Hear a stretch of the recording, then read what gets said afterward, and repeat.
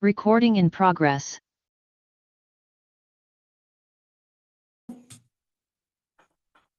That is on.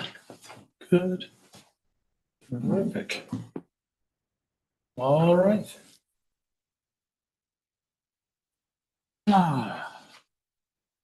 This meeting is convened at 6:31 p.m. on 13 May 2026. I am Kimo Griggs, Chair of the Norwich Select Board. I'm joined by Brendan Klassen, Vice Chair, Mary Layton, Matt Sweat, Rob Gear. Town Manager Brendan Duffy is with us, running a Zoom session.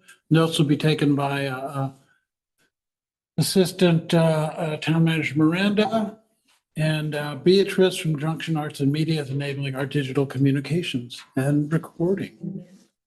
Thank you for attending this regular meeting of the Select Board.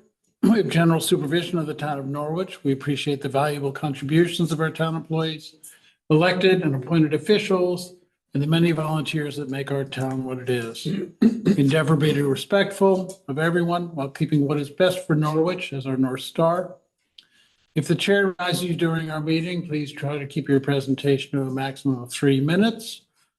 Vice Chair Klassen's been invited to remind you when your allotted time is up. All right.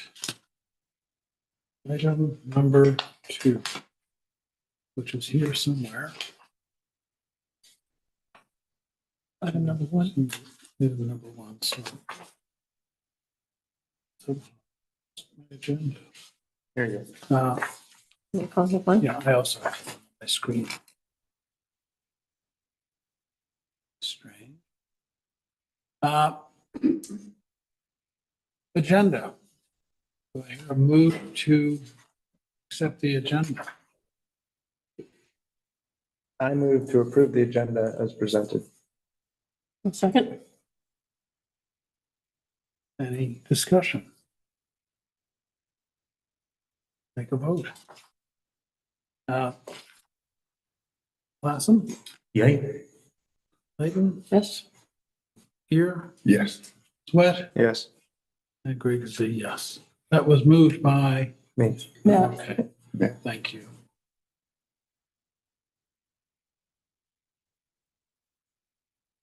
Item number 2, chair's report. It's a little long this week. Apologize, but it's been a busy few weeks in Norwich. Schools were on break at the end of April, so the town felt a little different. I signed an off-cycle payroll warrant on April 27th and another today. Spent quite a lot of time sorting out how the cures to the Katucki complaint of 9 April 2026 should be written, working with town council and others. I attended a select board meetup at Royalton Academy, sponsored by Vermont League of Cities and Towns and the Two Rivers Ottaquechee Regional Planning Commission in the evening of 30th April. It was a very good event. Approximately 30 members of select boards representing small and large municipalities, with select boards as small as 3 members up to those with 7. It was unusual in that the usual open meeting law rules didn't apply. First off, it was a training session. And secondly, there was no quorum of any select board present.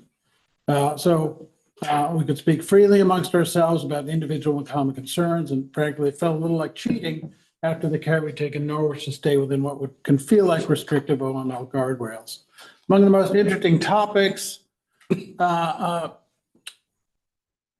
of discussion was how difficult it is in Vermont to form regional alliances and services. Norwich, Thetford, Hartford, Fairleigh, for example, all have their own piles of sand and salt. They're all close together, but we all have our own expensive piles, which is interesting, along with the equipment to spread them around. It's expensive.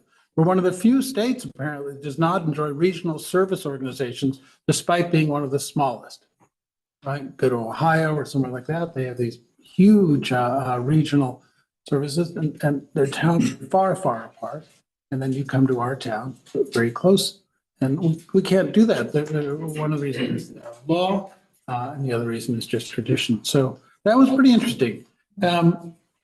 Other common concerns were how to police towns, how to fight drug dealing, what to do with landlords who don't seem to have a larger community in mind to make decisions. It's a great resource for us, actually. Future meetings are planned. I attended an opening day event at Gerard Field in Huntley Meadow on Friday evening, May 1, where I found approximately 300 children and parents ready to enjoy baseball and softball and hot dogs. So many hot dogs. The brainchild of Elena Kennedy and her pickleball colleagues, everyone in the Norwich Baseball Association welcomed the idea, ran with it, and I was invited to throw the ceremonial pitch, which was a great honor. I've been overseeing meetings of the Tracy Hall Working Group to ensure and rules are being followed. That work has been going well and quickly. Hope to reach some conclusions, deliver a report to the Select Board within the next 2 months. Last Wednesday afternoon, I met with our town manager and administrative assistant to set the agenda for this evening. Today, our town manager let me know that contractor work on Gerard Field has been completed with the exception of some leveling along first baseline. Moore Lane Bridge has been started, is on schedule. I should also mention that a lawsuit has been lodged against the town by Chris Katucki. We have not yet come to an agreement regarding how to supply public records to Mr. Katucki in a manner that works for both him due to his physical condition and the town due to probably not having a clear policy regarding how to provide documents in a manner that's consistent with the more usual methods. So our town manager will meet with our council tomorrow to discuss next steps. That is the end of the chair's report. Number 3, public comments for items on the agenda. Not on the agenda. Excuse me. Not on the agenda, thank you.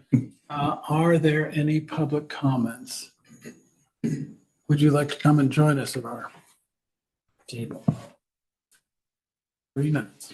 Yes, and shorter, hopefully. Cheryl Lindbergh with my Lister hat on. As you know, we're working on the abstract, which has a June 4th statutory deadline. We are meeting next Wednesday evening with the Board of Listers to discuss whether that deadline is going to be met on a timely basis, and wanted to give the Select Board a heads up tonight as we ponder that. And if we decide it's not going to work and we want to make sure it's a good document that we submit, we will be asking for an extension to that deadline.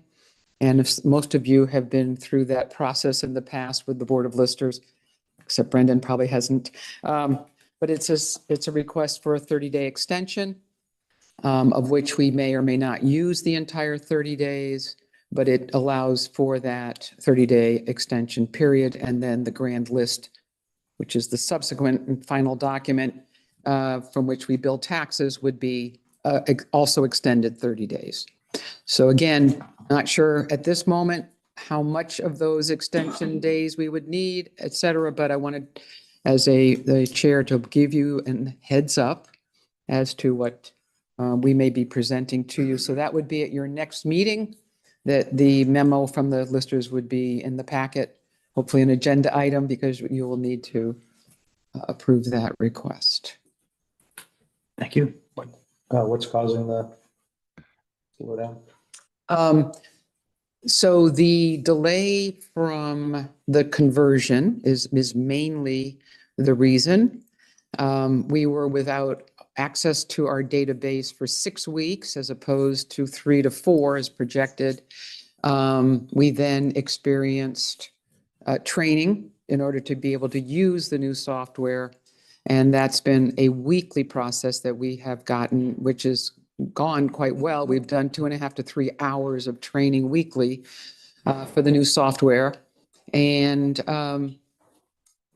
sketching was a weakness that we all had in this. And so it was important because we have some beautiful new houses being built in Norwich and additions to current homes. And so we wanted to have the ability to sketch those after doing the permit inspections, which we're at more than halfway through, I hope, of our permit inspections. But, we go do those, come back, do the work, go out the next day, do more inspections. So it's just been a lengthier process, delayed, probably I would point mainly at the software conversion. So long answer to your question.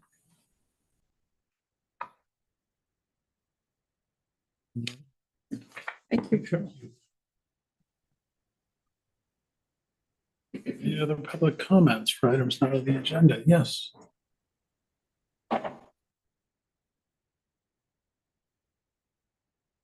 Priscilla Vincent. Is this a new lawsuit from Chris Katucki concerning public records access? It is. Okay. I have been grieved for a long time by the attitude that the town has unfortunately fallen into of being very resistant to providing public documents in a timely manner. And as I have some distance from the board now, I feel as though I can see some things more clearly than I could when I was on it. And I hope and believe that you are working to get rid of this culture of being automatically defensive and wanting to hide things and not release things. And it seems to me a public record is a public record, and it should be provided with a minimum of fuss and quickly and easily and without giving somebody a hard time, which I think we have done in the case of Mr. Katucki. Thank you. Are there any other public comments? Yeah. Mr. Chairman? Yes. Jan. Yeah, I wanted to speak not to there's an article later in the agenda on the village plan. We'll talk about that at that point, but there's a correspondence, it's actually on page 97 of the packet, relating to short-term rentals and the public hearing that you held. And as I mentioned in that short memo, we discussed it yesterday at the Planning Commission meeting. There were several good questions and suggestions that came up in the public hearing. One regarding the treatment of pre-existing short-term rentals, the non-owner occupied, some recommendations from the fire chief, and a change to the definition. So all of those were incorporated into a revised second draft of that ordinance, and it was our feeling that those changes were substantial enough that the select board should plan to have another public hearing before you adopt those. So just want to get that on your schedule. It's not burning urgency, but to keep the process moving forward, if we could get that public hearing and that item on the agenda sometime as soon as possible. Okay. Any other comments for items not on the agenda? I wanted to respond to what Priscilla said. I think that there's a willingness to, and that we've identified that getting some policy around public records requests is probably a good idea, and to do it sooner rather than later would be great. And the VLCT has models that we could kind of scaffold off of. So hopefully we'll get that on the agenda soon. Great. All right, Mr. Chairman. Mr. Vice Chairman. I certainly concur with Matt. I think the policy is a critical piece here. And I think in many instances, perhaps we've encountered the conundrum of maybe not having a policy fully baked and ready to go for various issues. I think I'm going to speak to one of those later on this evening. Happy to. But I think in the absence of policy, we can revert and rely back to statute. And I think statutes are something that we as select board members should know like the back of our hands, particularly the most important ones, particularly when they apply to open meeting law, public records, rules of procedure, etc. And to just quote from 1 VSA 315 statement of policy, officers of government are trustees and servants of the people, and it is in the public interest to enable any person to review and criticize their decisions, even though such examination may cause inconvenience or embarrassment. It seems definitive. And I think this follows to Priscilla's point follows certainly to Matt's inclinations and references, particularly with regard to how we build a policy with statute as the cornerstone. I'm restricting this to comments rather than discussion. So I think this could be on a future agenda. All right, any further comments? Items not on the agenda. Seeing none, we will move to item 4, appointments to boards and commissions. Would anyone like to, the first one is for the Affordable Housing Committee. Gregory Hines has applied to be on the Affordable Housing Subcommittee. Do I have a motion?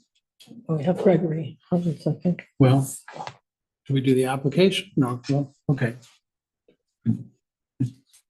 So, hi, my name is Greg Hines. So I have submitted an application for the Affordable Housing Committee, mostly in the spirit of supporting the community, but as well, it's a really critical part. And I think it's really important to making sure the community maintains its, not only the culture of the community, but also influences how we decide, and we do it in a sustainable, thoughtful way is the main spirit of why. So, questions from the group for me? I was noticing that you've dealt a lot with disaster relief, and perhaps not just in the US, but other places. Is that true? That's correct. And so in your approach to affordable housing, would you kind of think outside the box, like just tiny house villages, or, you know, do you have some ideas of what would be sustainable and affordable and maybe fit in? Or maybe you'd have to, you know, join first and then know. Yeah, I would definitely try to get a lay of the land and see where the committee is and understand where it is. But that's a lens that I see everything through now, is being resilient and sustainable are really important to me, because the effects of poor planning and poor resiliency is pretty terrible. We all know what Vermont has suffered late.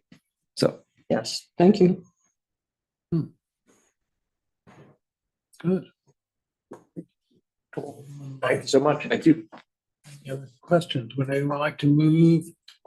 I move to appoint Gregory Hines to the Affordable Housing Subcommittee for a period expiring 30 April 2029. Second. Okay. Any discussion? Seems like a slam dunk. Let's vote. Klassen, Yay. Hayden, Yes. Gear. Yeah. Sweat, Yes. and I'm a yes. Congratulations, Greg. Sorry. Same time. Who is the second there? I'm sorry, I am taking. It was Rob Gear. Rob Gear, yep. Yeah, thanks for volunteering. Moving on, we have a Development Review Board, Emily Myers. Would like to continue as a member of the Development Review Board for a term expiring 30 April 2029. Would you like to join us at the table? If you'd like a cookie, we have cookies. Good evening. Hi, everyone. Oh, yeah. Good. Oh, I'm fine. Thank you. I know Sandy's cookies are the best. Thanks for your effort, Mary.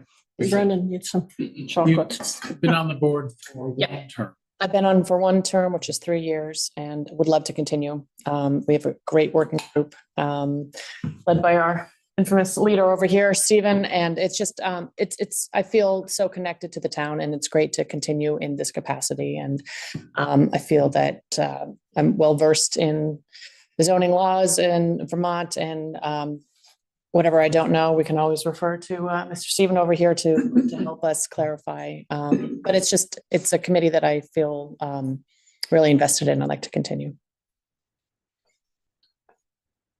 Would anyone like to vote to allow her to continue?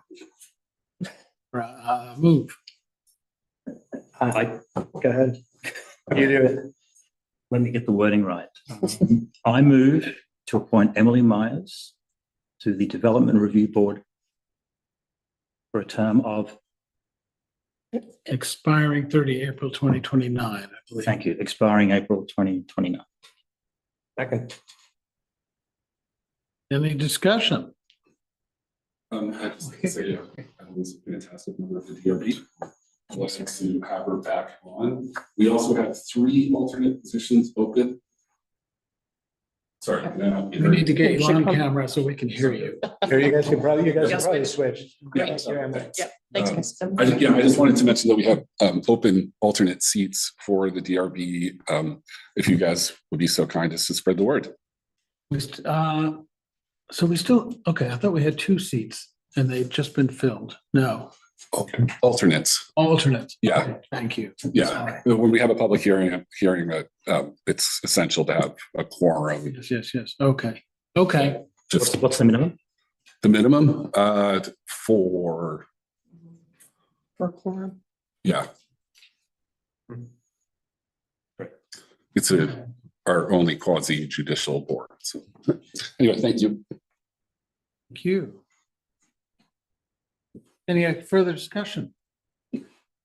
Seeing none, we'll vote. Clausen, Yay. Yes. Gear, Yes. Sweat, Yes. Griggs. Yes, terrific. Congratulations. Thank you. Emerald Ash Tree Borer Management Group. There is some question here. This vote was tabled April 2026.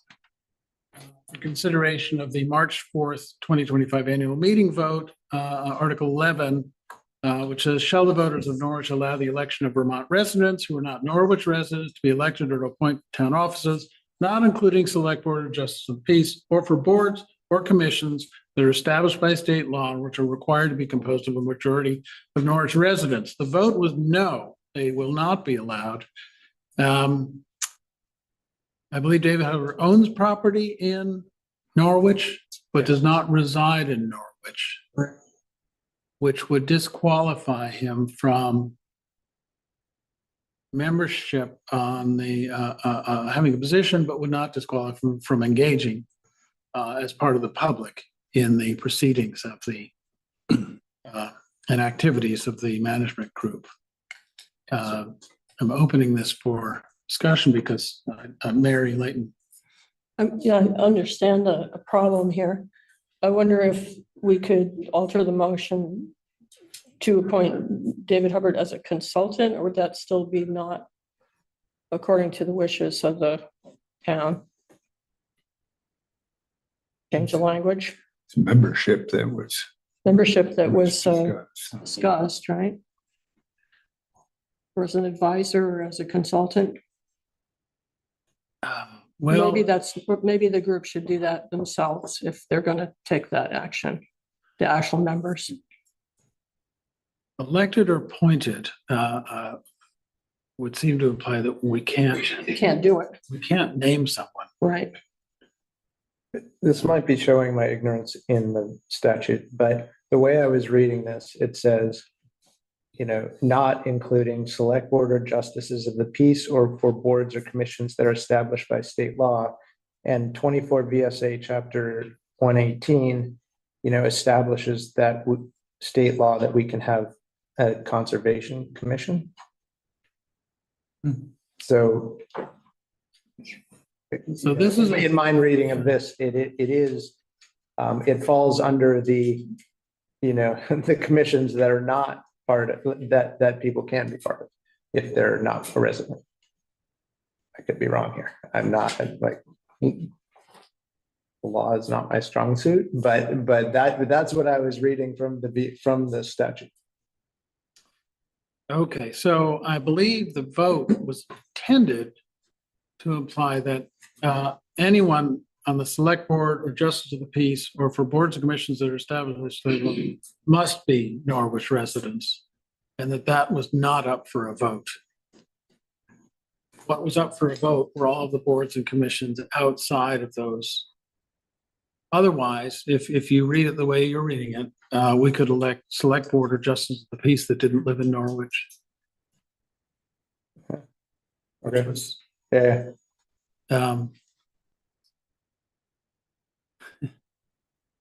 shouldn't be complicated, Sure. but it requires some interpretation, I think. So do you know, sorry, Yes, do you Mary. know if a conservation commission has to have a majority? Just as a matter of state law? Or do you have, if you could read this statute again, Matt, if you have it there? Let's see. You're talking about 24 BSA chapter 118. Yeah, please. For the Conservation Commission. Yeah, hold on. But maybe I'm misunderstanding. So,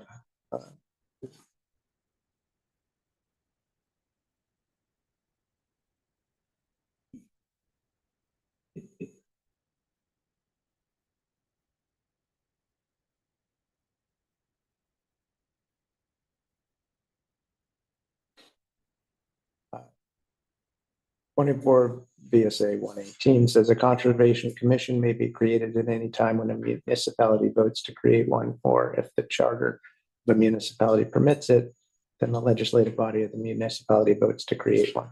I understand the intent of the Article 11, which is essentially to say we would rather have only Norwich residents on specific things. Sure. I think the pushback had original and that people, supported that point of view. So maybe there's a better way to take advantage of people who are interested in participating that might not be a Norwich resident.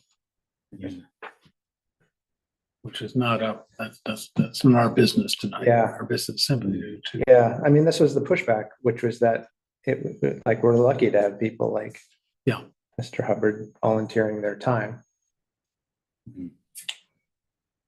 Yes, Mary. I think it might not be proper to appoint David Hubbard, but I think that the Conservation Commission could convene him, like call on him as just an expert to come and speak if needed. At every meeting. Well, If I- if I'm not busy. every meeting, but, well, okay, maybe it's not appropriate. What do you think? I think it's appropriate. Well, there's another statute I was looking at that focuses on town offices. So the stipulation there is they must be residents of the state, but that's town offices, not members of municipalities, boards or commissions necessarily. For which it says for that second category, boards and commissions that are established by state law, they're required to be composed of residents. The majority of the members of the boards or commissions shall be residents. So it doesn't stipulate it's a precondition, just that if there were, I don't know, pick a number 4, 3 have to be resident and 1 could be a non-resident of the town. Not for town offices, you've got to be a resident of the state for that. But for boards and commissions, like the next level down, whatever, 2 levels down, then it's just the majority of the members have to be residents of the town. No. Me, this is complicated a little bit because you have someone who owns property in town, but lives out of state. So where do their interests lie? Now, I don't think in terms of the Emerald Ash Tree Borer Management Group, that makes much different, but if it was some other committee, it might, because they could be helping to enact advice that favors them. So it's A very good point, Mr. Chair. We have someone interested in saying something to the public. Yes, please. Thank you. Cheryl Lindbergh, resident. Thank you, by the way, for speaking louder so we can all hear you. I would be disappointed in the select board to ignore the vote of the people of Norwich, which I think is the main part of this that you should be acknowledging. We have an individual who has moved out of state and isn't even a Vermont resident. I hate to point out any particular individual, because I do know David and I have nothing against David and the work he's done. But I again go back to the precedent that you're trying to do here against the vote of the people of Norwich. And I feel compelled to say something because I think you're feeling the same way. He's done a lot of good things. You want to see him involved. He can be involved and come to the meetings. There's nothing stopping. They can't appoint him to anything. It's the select board that appoints to committees and positions. The committee itself can't appoint somebody or hire somebody that would be in their charge. So I just hope to help you think through this in a way that doesn't set the wrong precedent and that gets you through your discussion. Thank you. So I'm going to say, I think it depends how you read, where you put the emphasis on the vote, what we voted on. So if you take out Select Board of Justice of the Peace for a moment, and you just read it, shall the voters of Norwich allow the election of Vermont residents who are not Norwich residents to be elected or appointed to town offices or for boards or commissions that are established by state law and which are required to be composed of a majority of Norwich residents. I believe is how it's meant to be read, but you could read it either way. So I believe personally it was meant to be read that way, and that the town voted to not allow non-residents to join our commissions and boards. And so I agree with that. Okay. And when I was reading it quickly, I read it in a different fashion. And that's why I looked up the statute.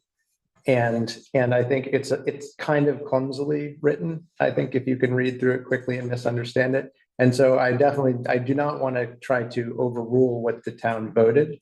And so I would say that I agree now that you've set it up in that way by just removing that, not including Select Board or Justices of the Peace. Yeah, so I think it's pretty clear. You can't be part of it. I was hoping someone else would say this, but that's how I read it. And I think that it's interpreting the will of the people correctly. Which means if we interpret it that way, we can't do it. Appoint David Hubbard. Right. It's just.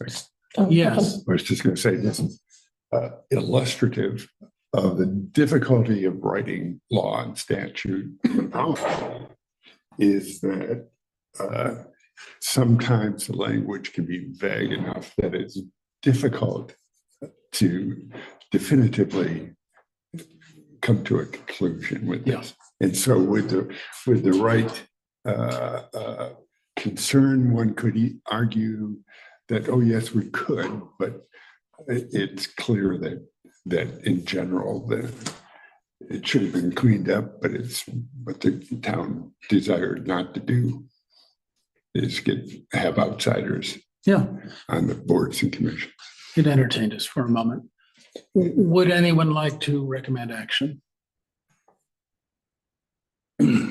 Yes. I was going to ask about action. Is it sort of more definitive to vote no, like all of us vote, or we all, just take it as a usual motion, or just not even consider it?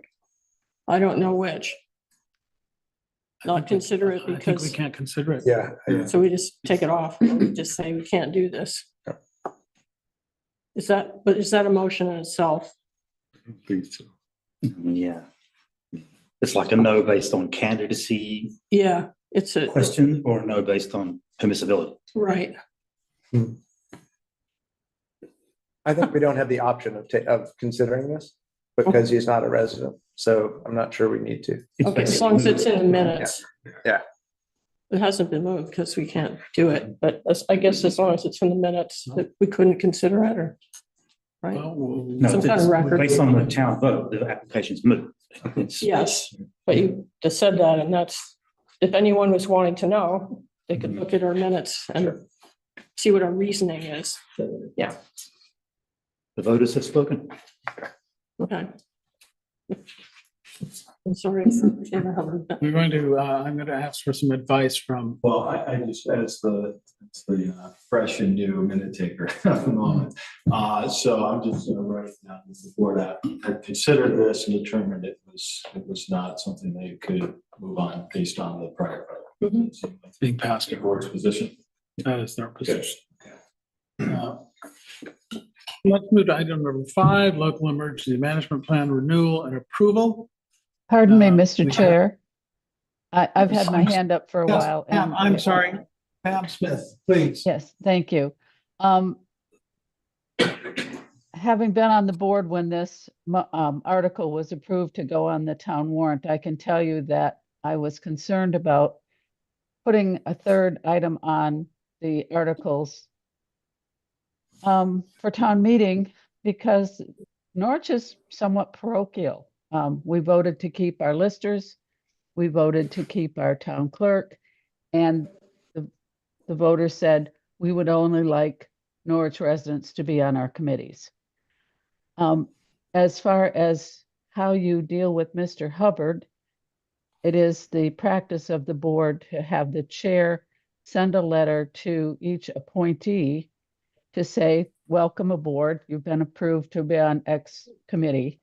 I think it would be appropriate for the chair to send a letter to Mr. Hubbard saying, thank you. We appreciate your willingness to serve. However, we are unable to appoint you based on an article that was passed at the, I believe it was March 25 town meeting, something to that effect. So that's just my suggestion. No, I fully agree. That's what I would intend to do. There has to be some resolution. That would be the Right, resolution. And I think Mr. Hubbard, given his service to the town, deserves a letter from the chair. Agreed. All right, thank you. Thank you. Any further? Yes. Mr. Chair, to that point, I think if memory serves, we've sat in this forum and approved upwards of 30, 40 appointments to commissions and et cetera over the last several weeks. To the best of my knowledge, I think Cheryl Lindbergh, you brought this up about welcome letters and sending a note of courtesy, like welcome to the blah, blah, blah, whatever. I think Pam may have done it, She okay. had signed some when So- she's on the board. At least one appointed person who successfully got onto the rec committee, I believe, hasn't yet received a welcome letter or any type of acknowledgement, nor does she actually know she's been appointed, which is, I think, a concern. Yeah. And then the website and everything else follows from that. So our typical policy, I believe, is for Miranda to write up the letters and for me to sign them. And I've reached out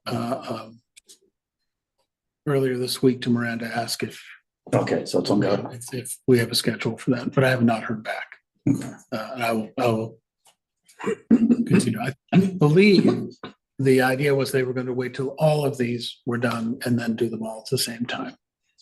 But I don't know that.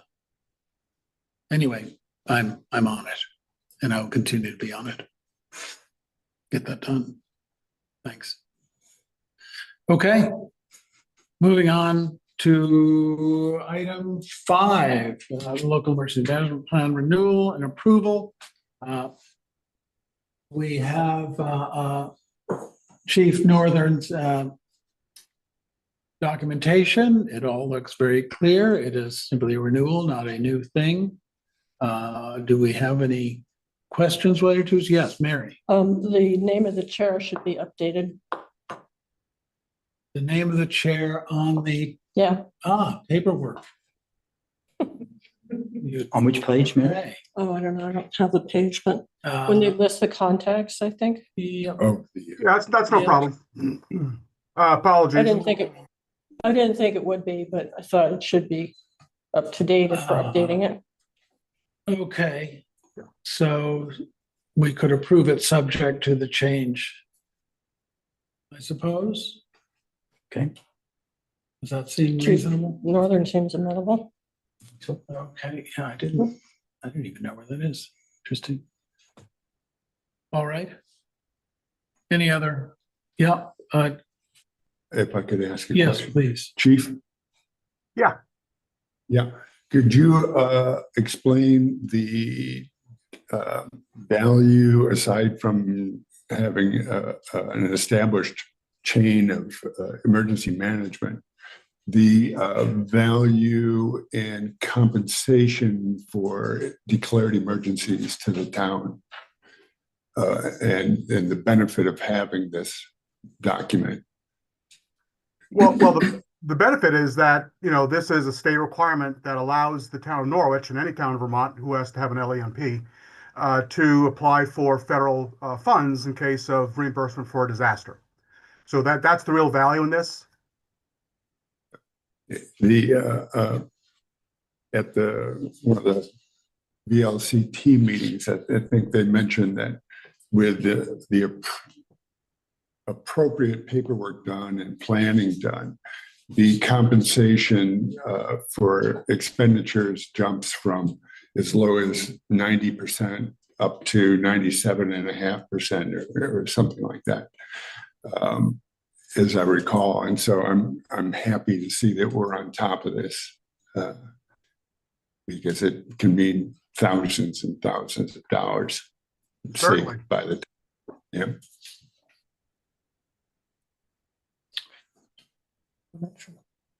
Well, I wonder if there's a motion, discussion. Yes, would anyone like to make a motion? We're having a motion before discussion. Okay. I move to attest that the town of Norwich, Vermont has adopted the local emergency management plan and the national incident management system, and that we approve the renewal of the local emergency management plan. Second. Second, all right. Any discussion? Board, public? Yes, please. Cheryl Lindbergh. I am a member of the Norwich Fire District as well as elected official, but in the reference on page 25 of the packet, It's 15 of the 15 of the plan, there's an incorrect reference to the fire district. I'm not quite sure which contact information you would like. The 649-3474 is our administrative office number, which is correct. If that's the one you want to have on there. And secondly, we've dropped the myfairpoint.net email information, which is now up on the website of the town on the fire district page. So depending on what you would like to have for that email address, I'm not sure clerk is the one. I'm guessing, Alex, you might want to be in touch with the water department or. Yeah, I'm sorry, Cheryl. I'm not seeing where you're looking. Local Public Works contacts on page 15 of your document. Okay, gotcha. The drinking water utility refers to the Norwich Fire District, which is correct. The 802-649-3474 is the administrative office, not our water department. And the email address is gone. So I could give you that if you'd like that updated information. We have it on the website of the town on our fire district page, but I didn't want you to process this with incorrect. Is that something you'd like right now? No, that's simple. I was sent an email with all the new emails and phone numbers for the water district. So, and I saved it. So that's not a problem for me just to insert that and get rid of the old email address. That's a very simple solution. Okay, so an alternate number is the 5424 for the water department office or shop. Gotcha. Thank you. All right, thanks for those corrections. Mr. Chair, just while we're on that page, that's exactly where Mary pointed out, the select board chair. Some contact information section. Yeah, Right. but I just wanted to ask with my learned colleague here to my right, Matt, you're listed as the select board alternate. Yeah. I'm assuming you're happy to maintain that. That's fine. I mean, that phone number goes to the town, so. Okay. Yeah, that's fine. All right, any further discussion? Further discussion? Let's vote. Klassen, I'm a yay. Layton, Yes. here, Yes. Sweat, Yes. Griggs, yes, okay. And we, The second on that one. here, could we be advised when the contact information has been verified on those pages? So I think the easiest way to do this would be for Chief Northern to make an update to the document that you would sign, and then we would have you sign the updated document. Right. Are you looking for more? I just want to make sure all those numbers and email things have been vetted and made sure they work. I trust. Or I sign it. I think there are minor changes there too. I don't want to do it. That's also, I don't want to do it before I sign it. I want to just rest assured that. We'll have a fresh document. Okay, item number 6, roadside ash tree removal project bid recommendation. I guess, I'm sorry, I'm a little confused. Where are we standing? So you want the revised version to be sent to the town manager? Or I guess I'm just confused as to where we are now with the LAMP. I believe it gets sent to the town manager and then he asked me to come in and sign it. Okay, So- okay, gotcha. Thank you. You're welcome. Thank you. All right. And number 6, we have bids. We have a number of bids for the work. We would like to accept the low bid. Is there a move to do so? Motion to do so. Let's see, we've read the document. Yes. Mr. Chair, I think it's very commendable. There are 10 separate bids. This gives us a lot of room to move and consider things. But I'm amazed there's a 4-fold difference from top to bottom. Yeah. Asplund, I think we've seen, and if I'm pronouncing that right, we've seen all their trucks all around town all the time. They're much bigger. They're like a huge company versus a small company, and that's the difference. Do I hear a motion? I'd like a motion before. Here, can I can move it because I was going to add a little bit to it. And I move to approve the roadside ash tree removal bid from Wilcox Tree Service to be paid from the Emerald Ash Borer Fund number 52 for an amount not to exceed $110,000.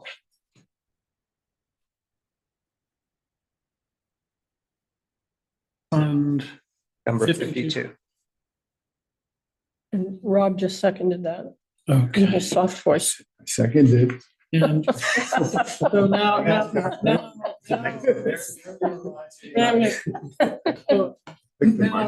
discuss this. It is, the range is quite extraordinary.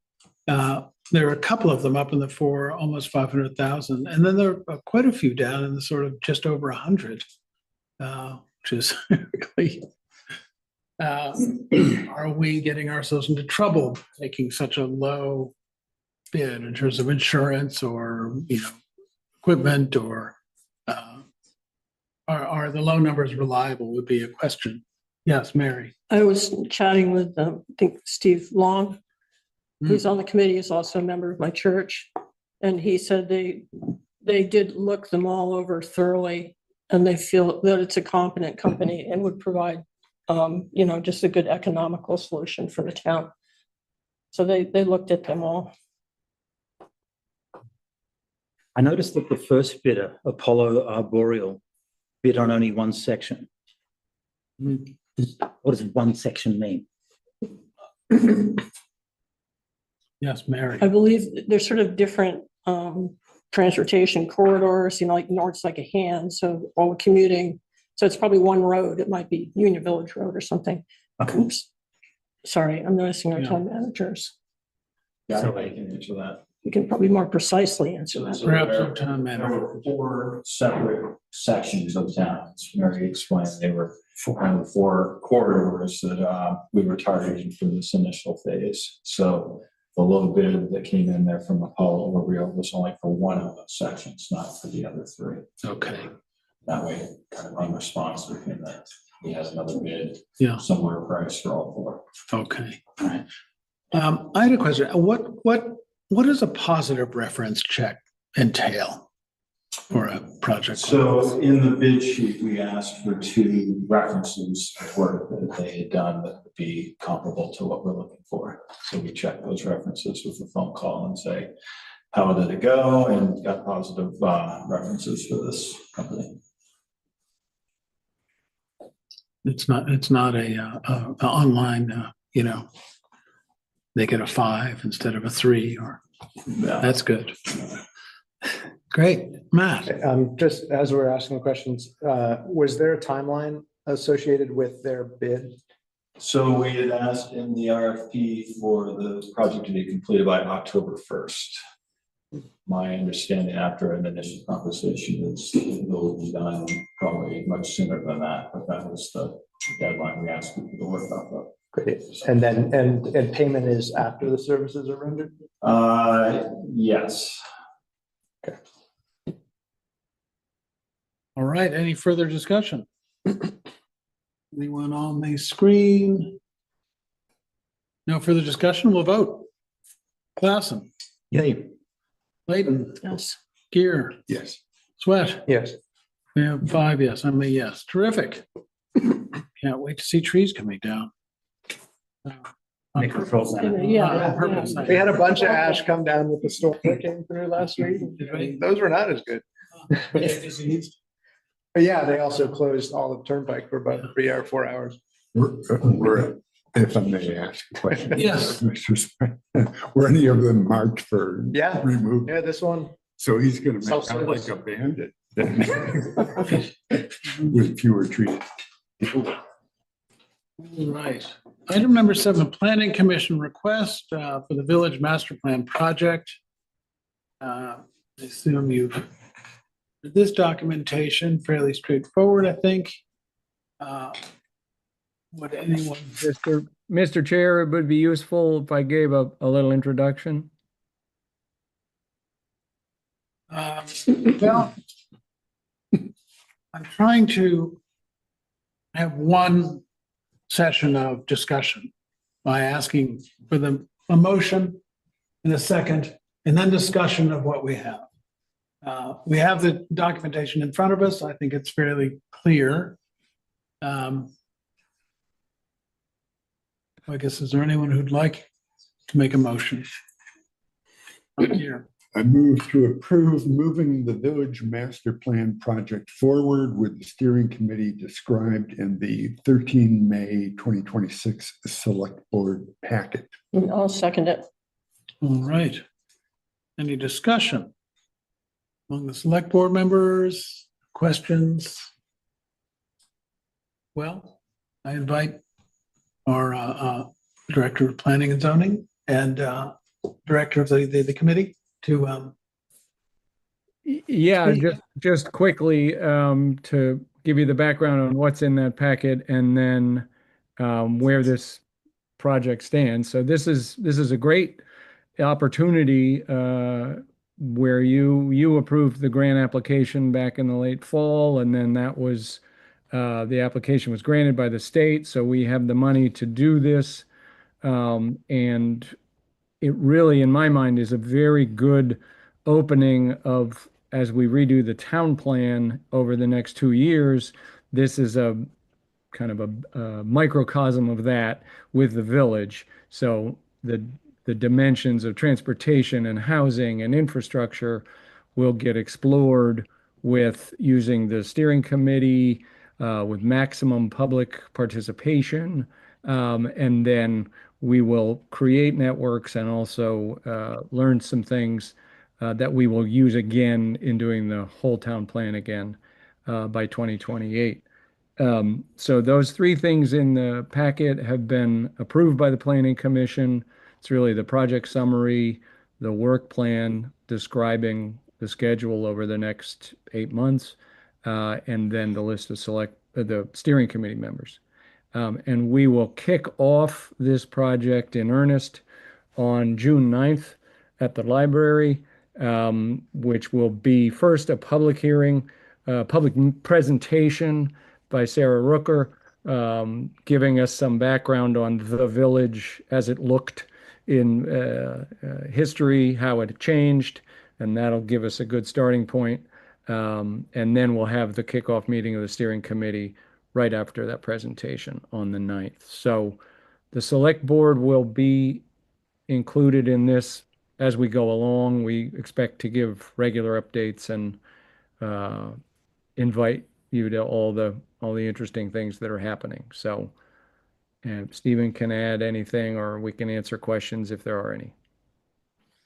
I think that was very succinct. I'm happy to answer any questions. I think I do want to say that the impetus for creating a steering committee, as opposed to just having the planning commission attack this on their own, is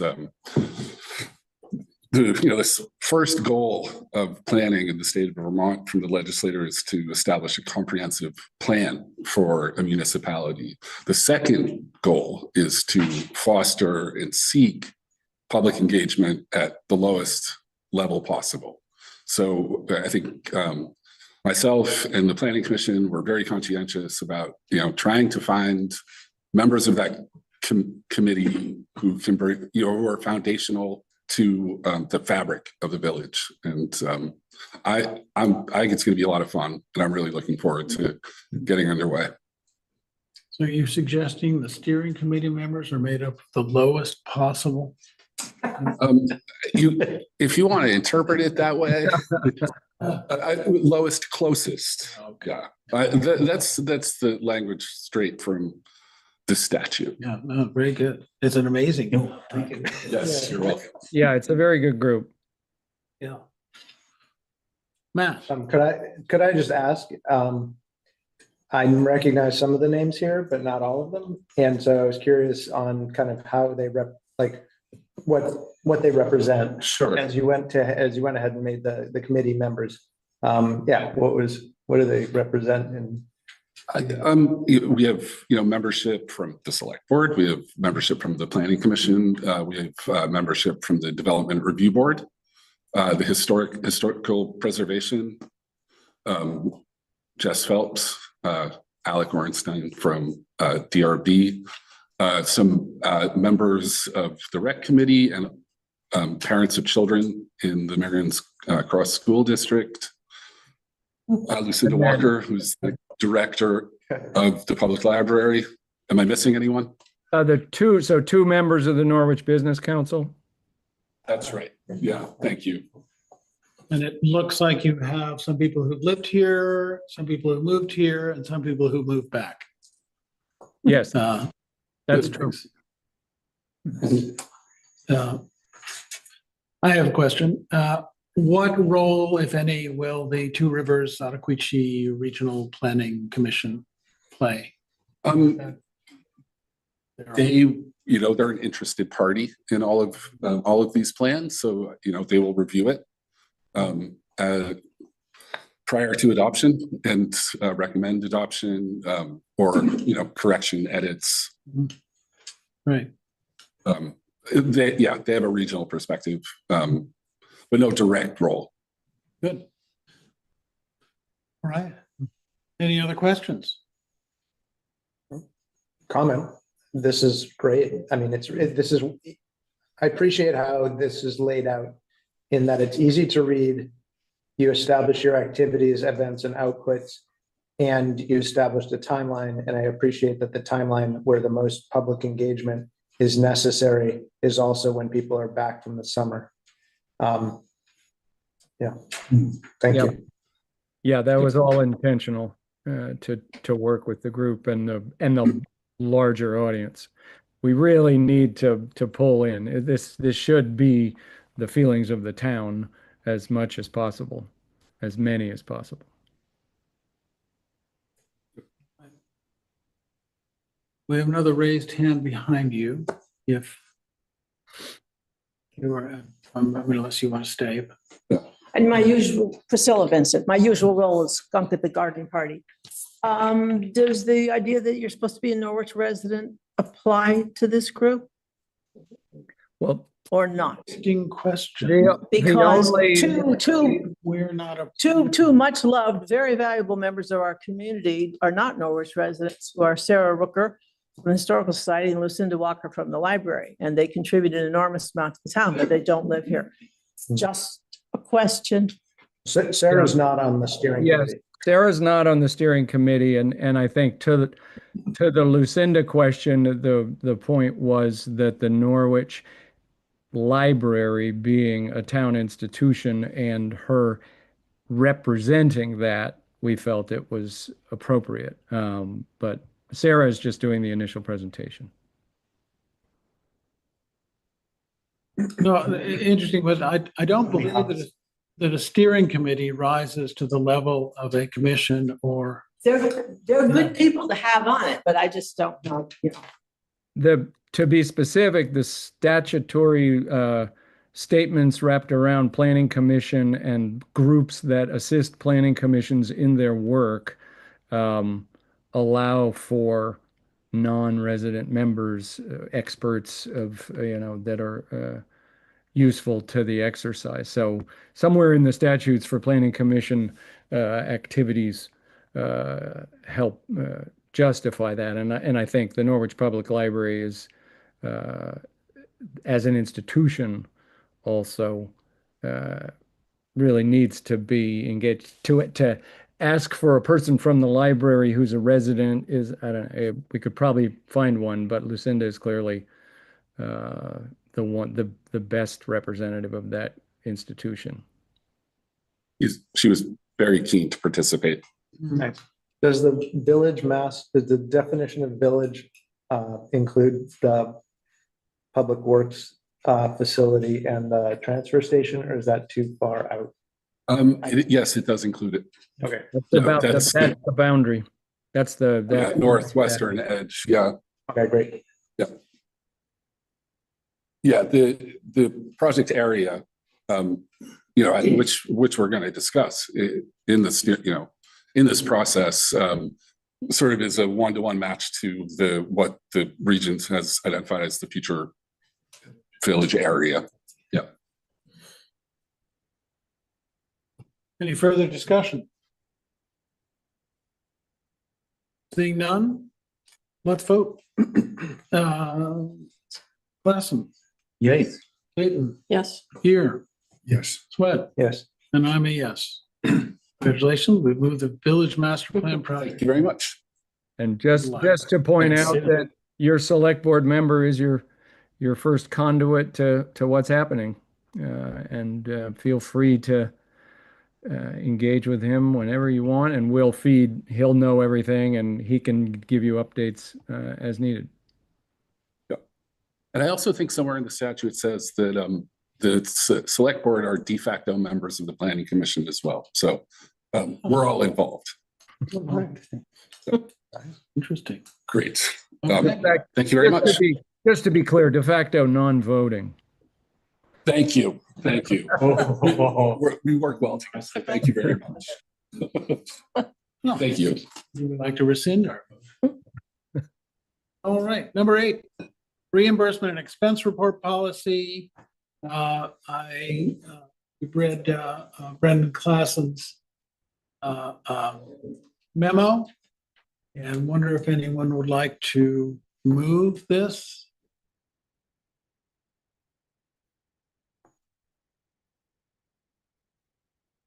I have a question first. I know you want to move first, but a process question for Brendan. Would you also be considering any VLCT templates that they might have for this purpose to compare to what you know from your corporate life? All the help I can get. Yes. Or kind of comprehensive. Yeah. Okay. All right. Well, I'm willing to move this. I move to allow Select Board Vice Chair Brendan Klassen to formulate a proposed reimbursement and expense report policy draft I'm going to say, to be brought before the select board for approval during a future meeting. Second. Second. Brennan? Second. I got you. On you now, Rob. Okay. Do we have discussion? Any questions about this? I think that the overall thoughts that he raised in this, not just the specifics of like reviewing our policies is great. Mhm. I was looking at some of the master financial policy before this and then the capital planning policy as well. And I think that if nothing else, it just makes sure that you know, each year the select board reads them and is familiar with all of them. And so, you know, great. Thank you for beginning this. And I would. I love the implementing the version control and tracking. I mean, you can kind of see when it was adopted and when it was updated kind of, but it'd be nice to know. You know, specific. So just looking at the website, there's a few policies where there's no signature, there's no last modified date. Sometimes there's names, but there's no signatures. So it's blank. And look, I'm absolutely prepared. This is a big job. This is not just 2 policies. This is multiple policies we need to think and debate which ones need tweaking, which ones need a complete rewrite. And I don't really know yet. I'm just sort of. We're focusing now on those 2. Expense report. Yeah, but in my last paragraph, I'd love to extend this broader into other, you know, areas of expertise. I'm thinking communications, IT, computer use, these types of things. So produce a standard that might be used as a template. To the extent that they're transferable between, you know, master financial policy versus IT, I don't know how templatable they are. But as a policy. Yeah. Okay, Mary. I was hoping that version control could be a template. In other words, and I even do this with my students, name and date. It's like even the kindergartners know, name and date. So that, you know, it's just attribution. Yeah. But as you're saying, when you look, it's all over the map. Yeah. But if it could be part of any policy document, I think would be wise. Yeah. And a process for updating, you know, or a line or something. And it's partly because the makeup of this board changes by definition every year. So continuity's a challenge. Right. So we need a policy. Yeah, part of what was interesting was to read at the bottom of certain policies when they were adopted, you know, knowing the select board members that adopted them. You could get a little institutional history from it. And the time that it was adopted. It's interesting. So this is getting to be broader than yes. Well, just the historical reference, I think just about every year of the century, every board that served the century sees the need for this to happen. And so it's, you know, making sure we act on it. Mm-hmm. You know, it is an excellent idea. So we're talking about reviewing, creating these 2 policies, but reviewing policies in general. All right. Well, perhaps we should put that on an agenda. Yeah. Discuss policies generally. That would be an excellent idea. Okay. Policy formation. All right. Any further discussion about this specific motion? Seeing none, let's vote. Klassen. Yes. Layton. Yes. Gear. Yes. Sweat. Yes. And Griggs is a yes. I'm sorry, I should have asked, do you have a time frame in mind? I was proposing 2 weeks. 2 weeks? Wow. May 27th. A lot to do here. So you'll want to get it in the packet before we can discuss it, which would mean 1 week to get it in the packet. So if that works, that works. But if we'll put it on the agenda, if it doesn't make it, then we can take it off the agenda, as we've done with other things. Okay. Let's go for slam dunk. Right, number 9, liquor license renewals for Uncle Jam Industries and Fraser's General Store. Would someone like to move this?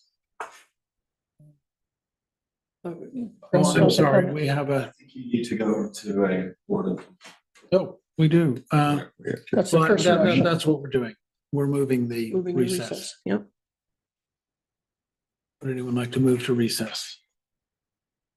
I will, if somebody give me the time. I move to recess the meeting of the select board at 7:40. 7:40 o'clock PM for the purpose of executing the duties of the local liquor control commissioners under the authority of 7 VSA section 167 et sec. Second. All right, terrific. Don't think we need discussion here. Vote, Clausen, Yay. Layton, Yes. Gear, Yes. Sweat, Yes. Briggs, yes. All right, we are now no longer the select board. We are the Liquor Control Commission. We have a few applications in front of us. Would anyone like to move these applications? I move to approve the second class license, application number 75752 for Uncle Jam Industries LLC, DBA Half Step Beer and Wine, and the second class license, application number 76059 for Fraser's General Store, Inc., DBA Dan and Witt's General Store. Second? Second. Okay. I note that the Half Step Beer Wine seems to have a duplicate application. I think they're identical, aren't they? There are two applications, 757. Did anyone else? I think you're right. 757. I don't think it matters. Yes, you're right. Okay. Great. So there are three applications, but two of them are identical. Okay, Good. got it. Are there Like any, making sure, Mr. Chairman. Yes, good to- any discussion? Suspenders. Any discussion? No discussion? All right, let's vote. Lawson, Yay. Layton, Yes. Gear, Yes. Sweat, Yes. Griggs would like to move to close the Liquor Commission. I move to, I move to close the Norwich Liquor Commission session at a time, 7:42 PM. 7:42 PM, and reconvene the select board meeting. I shall second that motion. Okay. No discussion. Let's vote. Clausen, Yay. Layton. Yes. Gear, Yes. Sweat. Yes. Griggs is a yes. Okay, we're done with that. Now on to the meat of the evening. I Say, have to reopen the meeting. We just did. we just did. Oh, we just did. Yeah, we just did. Uh, Yeah. I Good. think, Oh, yes. well, a major component of tonight's meeting is to provide cures for a complaint from Chris Katucki from 9 April 2026. He agreed via email to extend the deadline for response to this evening in order that we might include our response in our regular meeting. It's a responsibility of the select board to decide how to act on this. These are not in perfect order, but they are, I believe, complete.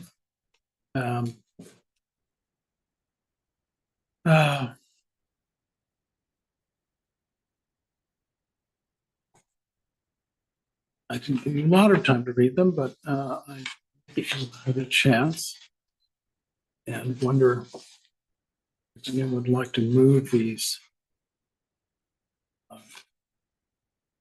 motions. Move these.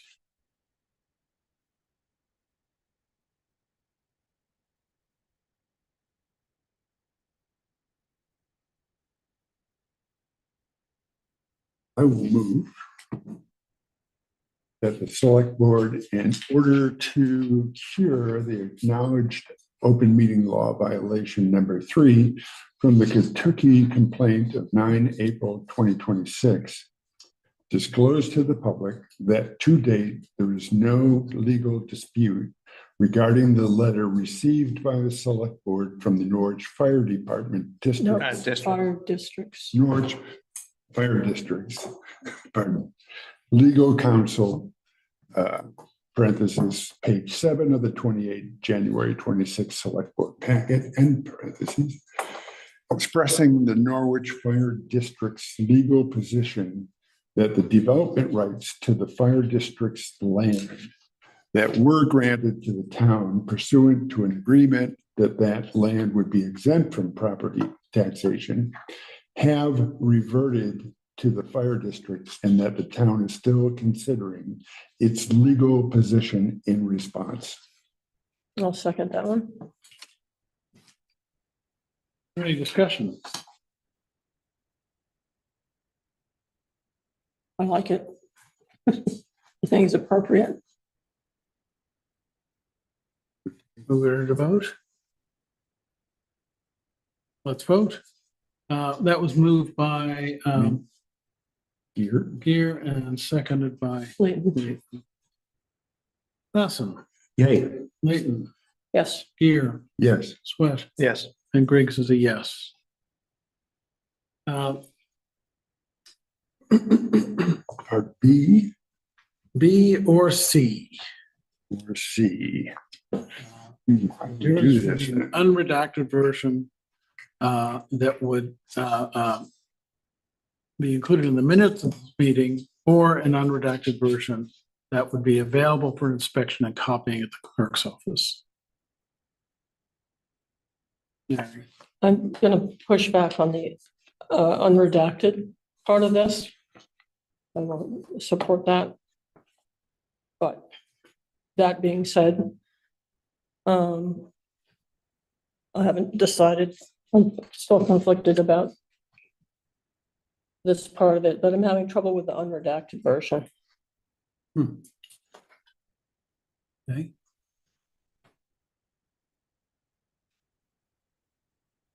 Would you care to elaborate? Excuse me? Would you care to elaborate? I guess I would ask, is anyone interested in Supporting it? moving Oh, this, sorry, I'm sorry. sorry. one or the other? B or C? B or C? Do you want us to discuss them first or move them first? Well, Because there's enough, I'm sorry. Can I ask? I get how you want to have something moved before we talk about it. But in the efforts of not having to kind of undo a lot of things that we might move, maybe some brief discussion on just the topics would be better before going right into moving it. well, sure, if nobody moves it, then Sure. we're gonna have discussions. Sure. I'm asking and to see if Sure, because it seems like no one would like to move either of these without discussion. Yeah. All right.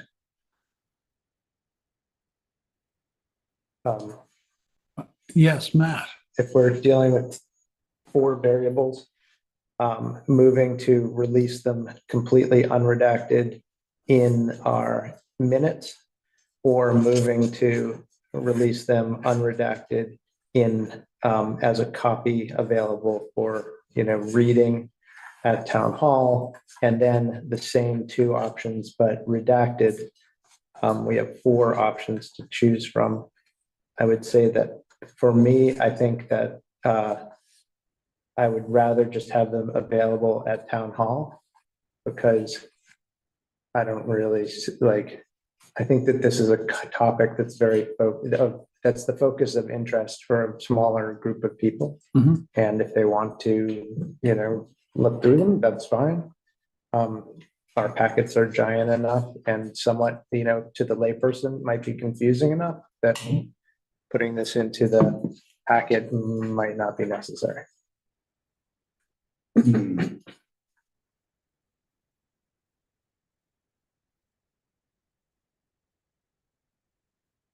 Discussing that version B here.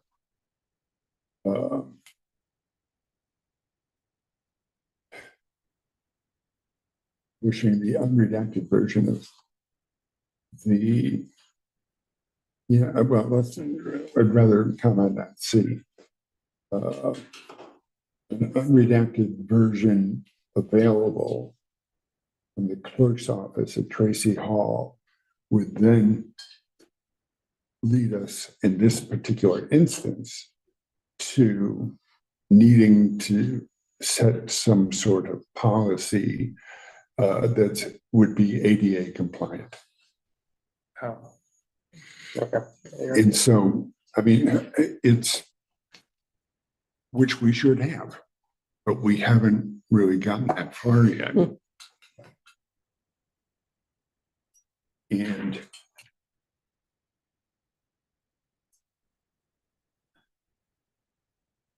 so D, which includes a policy, but can we just accept that policy in whole cloth here Well, without separate? we were not asked by Katucki to cure the problem of access. Right. We were just asked to cure the violation. We violated something. Now, his ability to get the documents himself is a separate matter Issue. from solving this. And I believe if no one else is interested, I move that the select board, in order to cure the acknowledged OML violation number 5 from the Katucki complaint of 9 April 2026, make an unredacted version of the January 23rd to 26th, 2026 form email available, exchange available for inspection and copy at the clerk's office at Tracy Hall. You're moving that one. See, Yeah, C. for a second. I'm happy to second that. So we have a motion, it's a specific one. I believe that is the clear, right way to solve this now and in the future. Do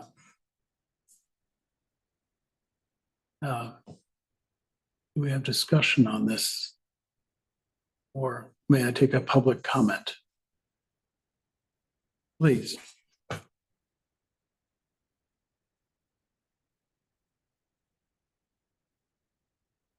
Priscilla Vincent. And I, of course, was on the board at the time the violations occurred. Going back to what I first said when I discovered there was another lawsuit having to do with access to public documents, seems to me you're just repeating that fault again. To me, the unredacted stuff should be in the minutes, available for anybody who wants to read them, and not make people trot into Tracy Hall to have to read them. And they won't even know, they might not even know that they could have access to them. And I, as a former member of the board who firmly does believe that we did violate the OML, I think they should be unredacted and put in the packet for the next time. I may ask you a question. Sure.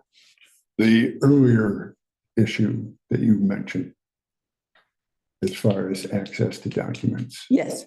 What was that? That public documents are public and should be easily accessible without any fuss and any, kind of defensiveness if somebody asks for them. You're referring back to your earlier. Yeah, but I'm also referring specifically to this and the attempt to cure what happened. I think you're just repeating your bad habits, are my bad habits too. Yeah, thank you.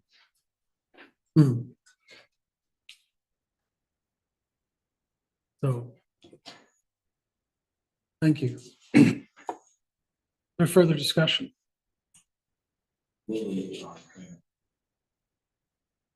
Lily, please.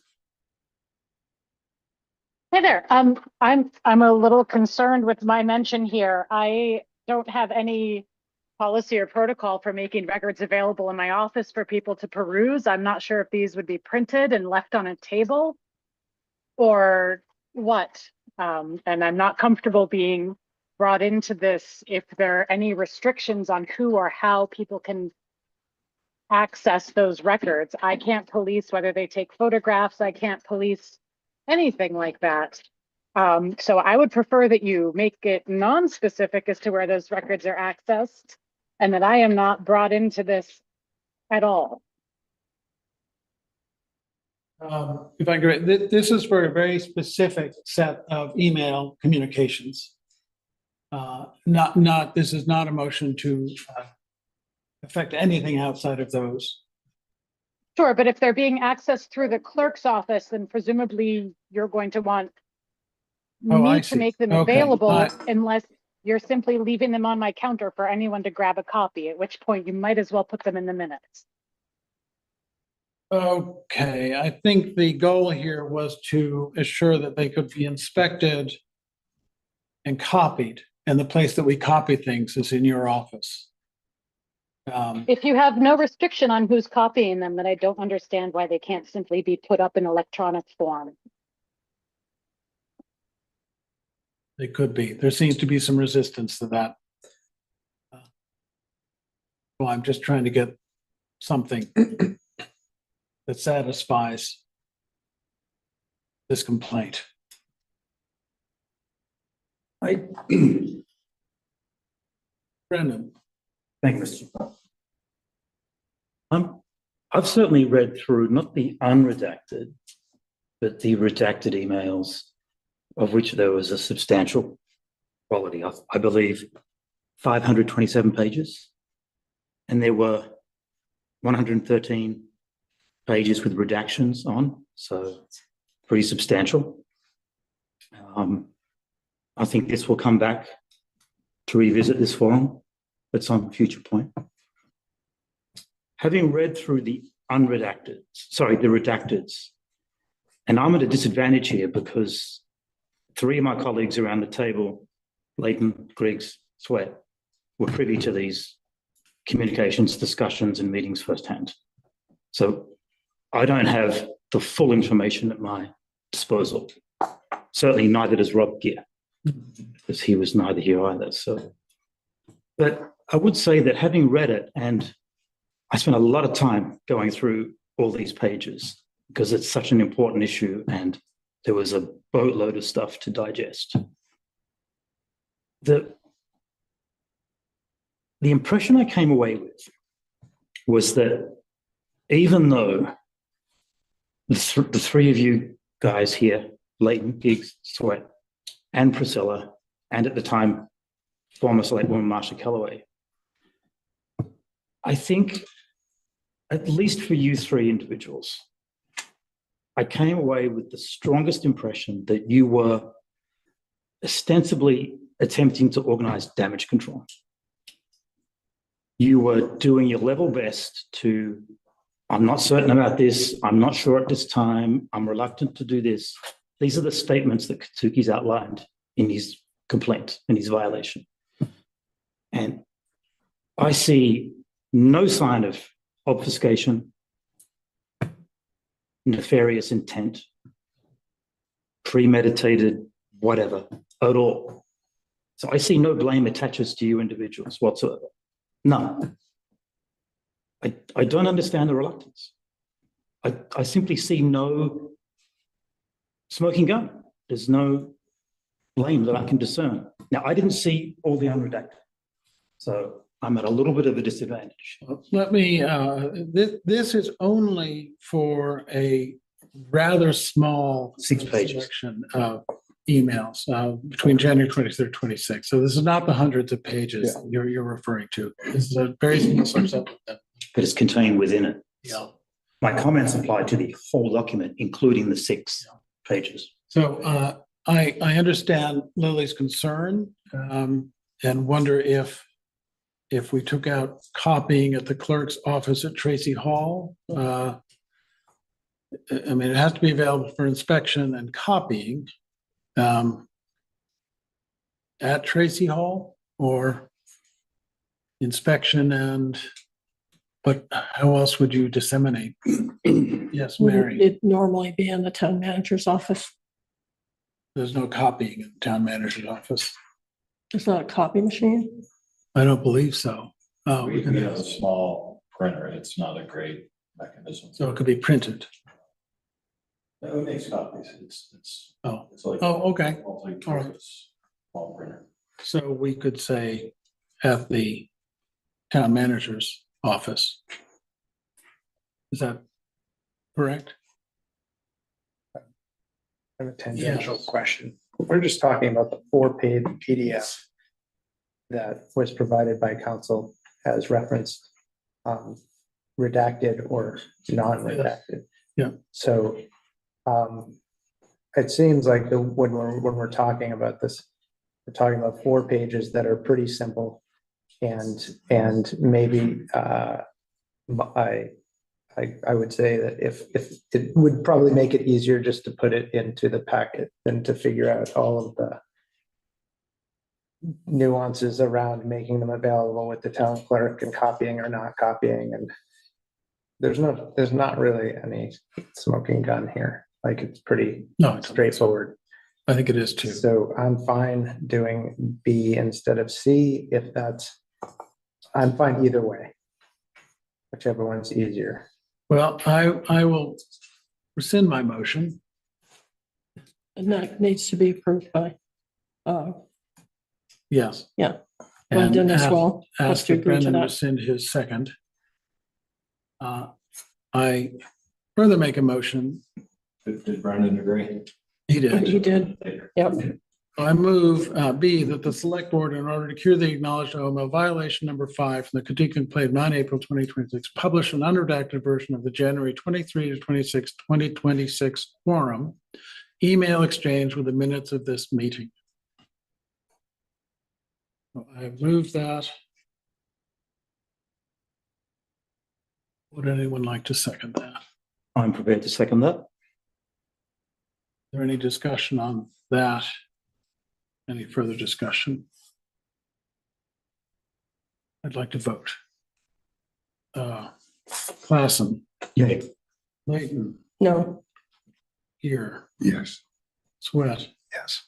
And Griggs is a yes. That passes. All right, moving on. The select board policy regarding avoidance of poor communications. This is a long one. It will need to be moved.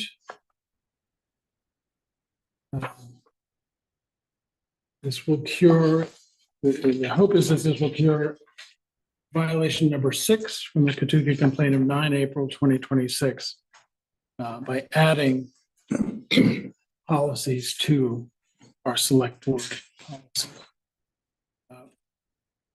We have a request to address the select board. Thank you, Mr. Chairman. John Carroll. I'm going to begin by commending the chair for the, I think, very hard work of drafting your proposal here with regard to the revised procedure for discussing agendas and other sorts of things outside of meeting. It's very clearly needed. You've acknowledged that you violated the open meeting law with your so-called, some people call it a chain, a quorum. I gather 3 or 4 pages of communications among you.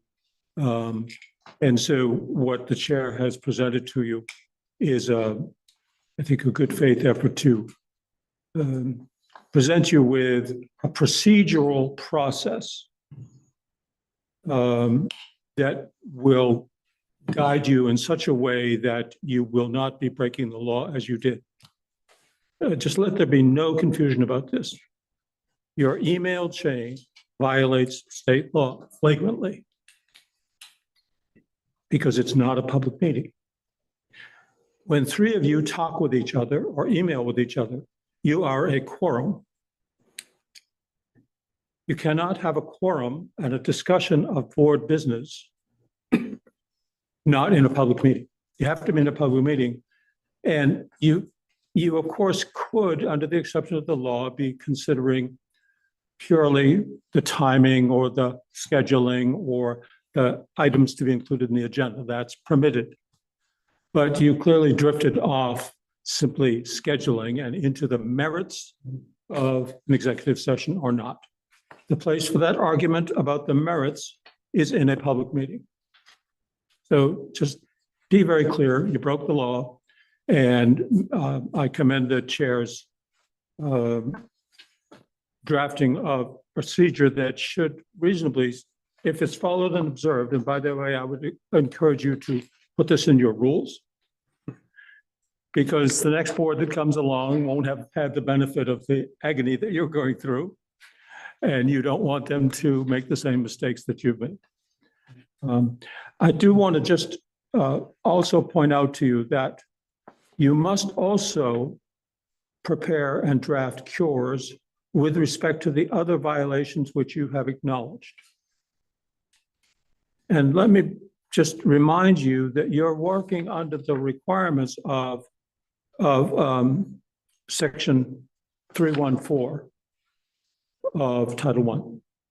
This is the rules of the game for when somebody notices or notifies you of a violation, as Mr. Katucki did. And this sets forth the rules of how you must reply. So if you're not familiar with this, I encourage you at this late date to do so. And just to remind you that the statute says that your proposed cures, any proposed cure, must adopt specific measures that actually prevent future violations. I'm not making that up. They say actually prevent. And again, to the chair's credit, I believe his proposal does so with regard to this chain quorum that you have had in the past. However, you do need to draft actual measures that will actually prevent future repetitions of improper notices in your articles, your warnings. That's pretty easy to do. Yeah. A little harder to do is what is the proper explanation for why we're going into executive session? You and I talked about this back in March, and I gave you some examples of how you might do that.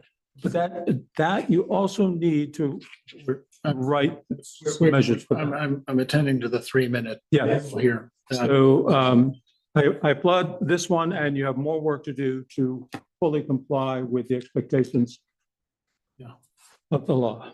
Thank you very much. All right. Thank you. So we have D in front of us, and I'm looking for someone to move it. And in the absence of that, I will move it myself. I move that the select board, in order to cure the acknowledged OML violation number 6 from the Katucki complaint of 9 April 2026, add to its policies the following. You're gonna read all that? Do I have to read all this? It would have been so nice to have this. It would have been. I need another bottle of water to get through this. I think you probably have to then, I to think you read read it it. into the record, We read right? it. Yep, Here we go. it's okay. Specifically, select board policy regarding avoidance of quorum communications. The Vermont Secretary of State recommends designating a single person to collect comments to avoid creating a serial communication violation. 2, definition of quorum communication.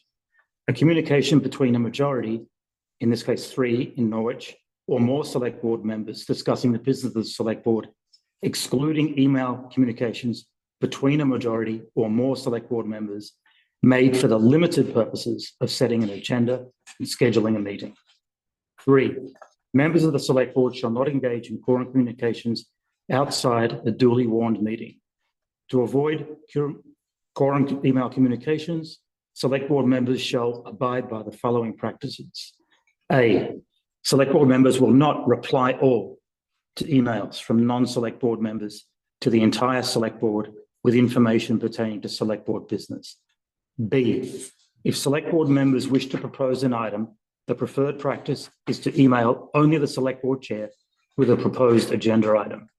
If the select board member emails a proposed agenda item to the entire select board, such an email will state the proposed agenda item, but will not provide the select board member's reason for proposing the agenda item or argue the merits of including the item on the next agenda.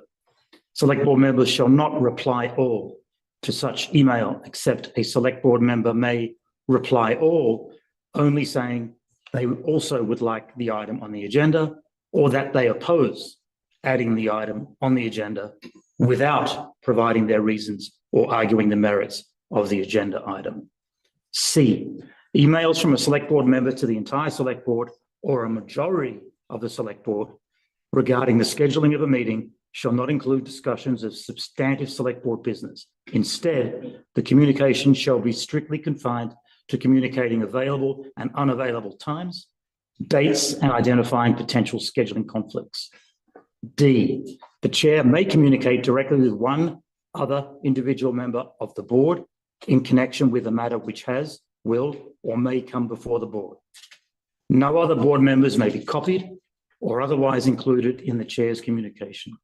The board member who is the recipient of the chair's communication may reply to the chair's communication.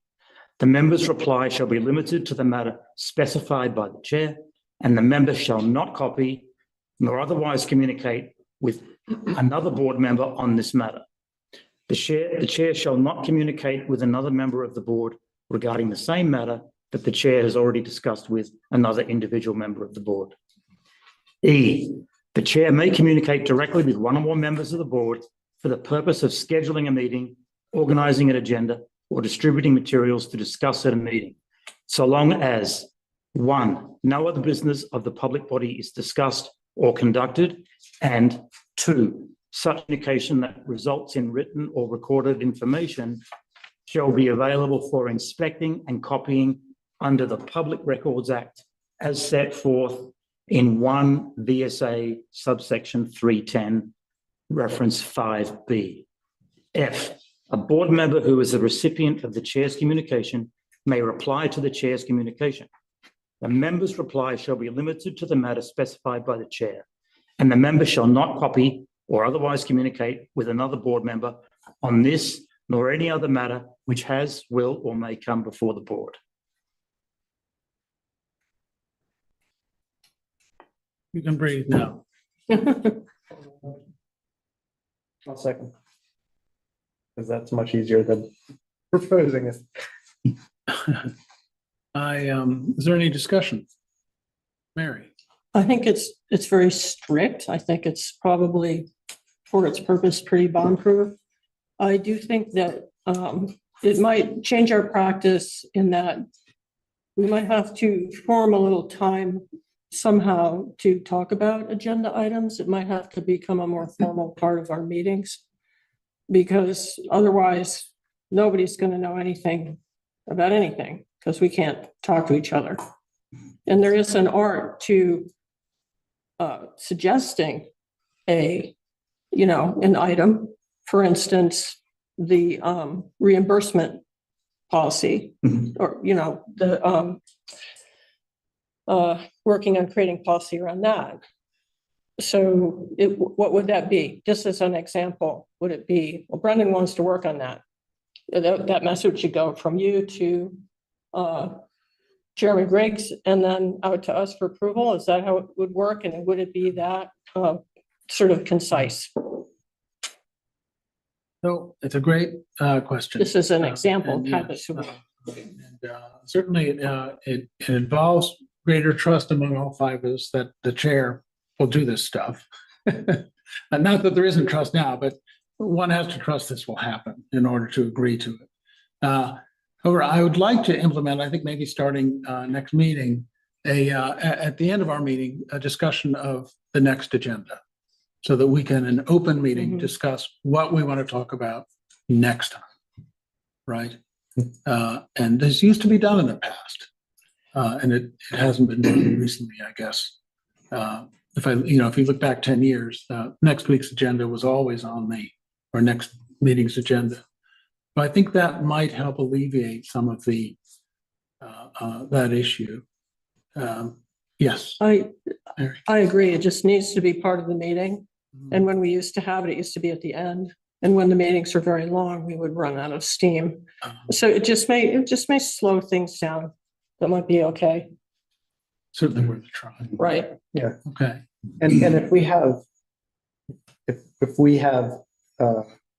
rough agendas planned out a couple weeks in ahead, I've got a couple meetings ahead, Yeah. then maybe we don't have to have as long a discussion about like things to add or things to to reschedule.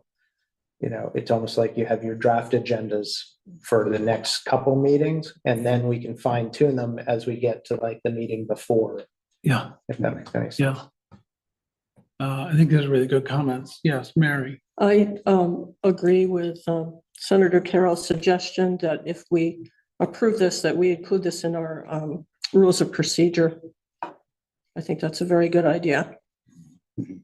Because you sort of need it in all its strictness. Yeah. Well, it will become part of our policies as well. Well, perhaps it should be a reference in our rules of procedure, because we're gonna have to do this. And it's complicated. If you're not used to not talking to everybody all the time, you know, you gotta practice. Yeah.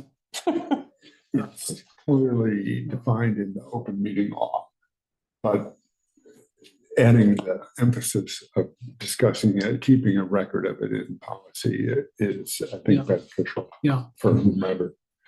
So I want to point out, I think this is maybe even more restrictive than the Vermont state open meeting law in some respects. It might be. And I just want to point out that we have the ability and capacity to adjust these over time as we negotiate with various parties. But just, could we do this? Could we not do this? But if it's a little, you know, err on the side of correctness now, and if we want to introduce something, we could test that idea among experts in the future. Yes, Mary. I think that's just the slippery slope. Well, might be. I think, you know, if you're gonna be strict, it's about as strict as you can get. Okay, happy with that. I think I'd like to touch on Mary's observation as to how strict this policy is. And she's absolutely correct. And you've referenced this as well. A recent example, I had a chance to meet socially with a professional in the town, and it became immediately apparent to both of us that the appearance of impropriety if we met and had dinner with our spouses would be not a good look. I'm not going to go into details, it's confidential. This is the price we pay as select board members. We have to make sacrifices. We don't enjoy the collegiality of hanging out, five of us, and shooting the breeze. We have to make sacrifices, and at times it's going to be painful and frustrating and annoying. And we're compelled to sit here in front of the public under the scrutiny of open meeting law. And that's got two sides of the coin. It's accountability, accountability, accountability. Great. But it hobbles us a little bit. So we got to learn to work with that. And I think, Mary, you're absolutely right. It's strict, but it has to be strict. And we've got to make sacrifices. Any other? We have a comment from the floor.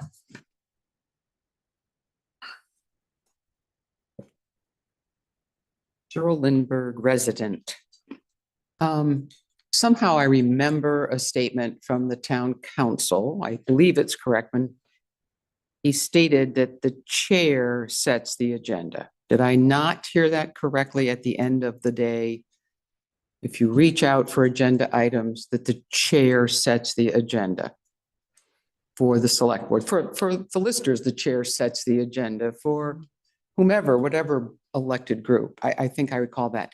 But I wanted to also remind you that your first order of business is to review and approve the agenda.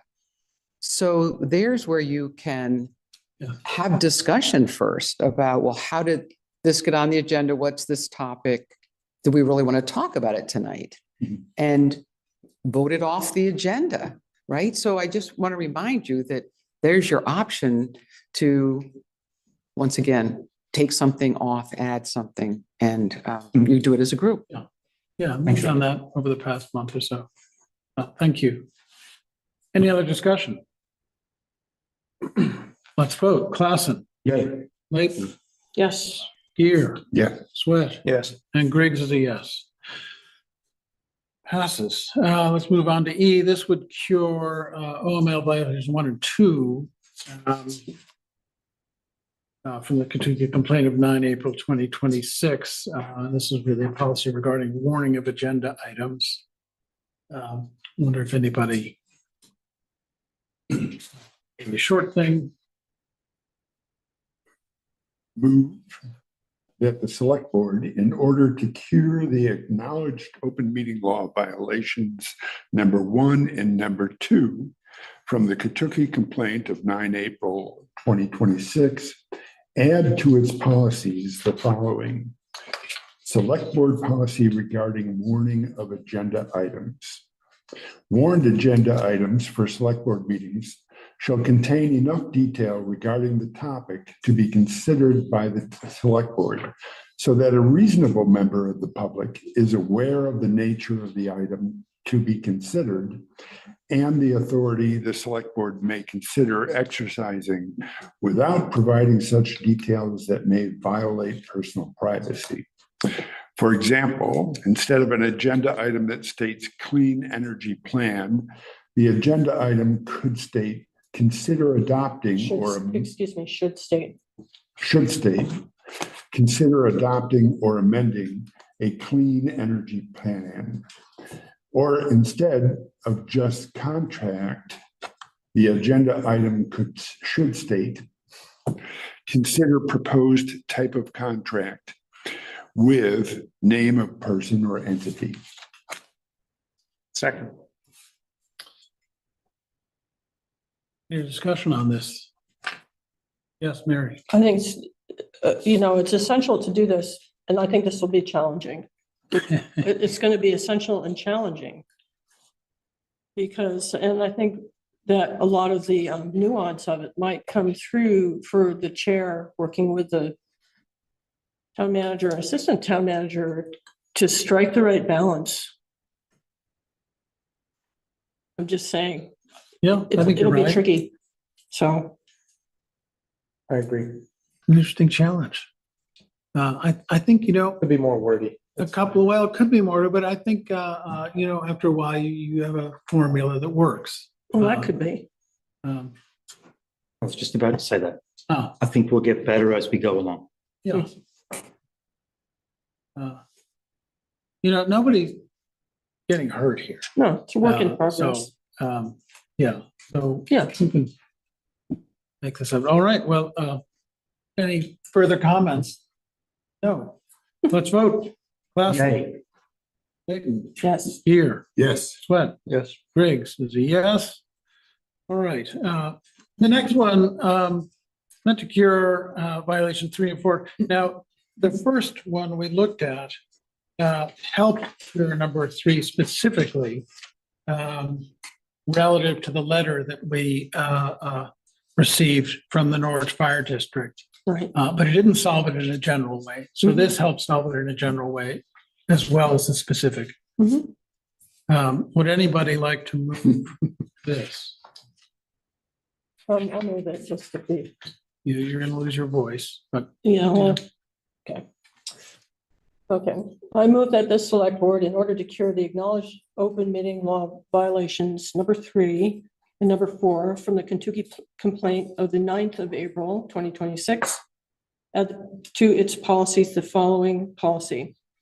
Select board policy regarding the procedure for entering executive session pursuant to 1 VSA section 313A1 AF, A through F, I think.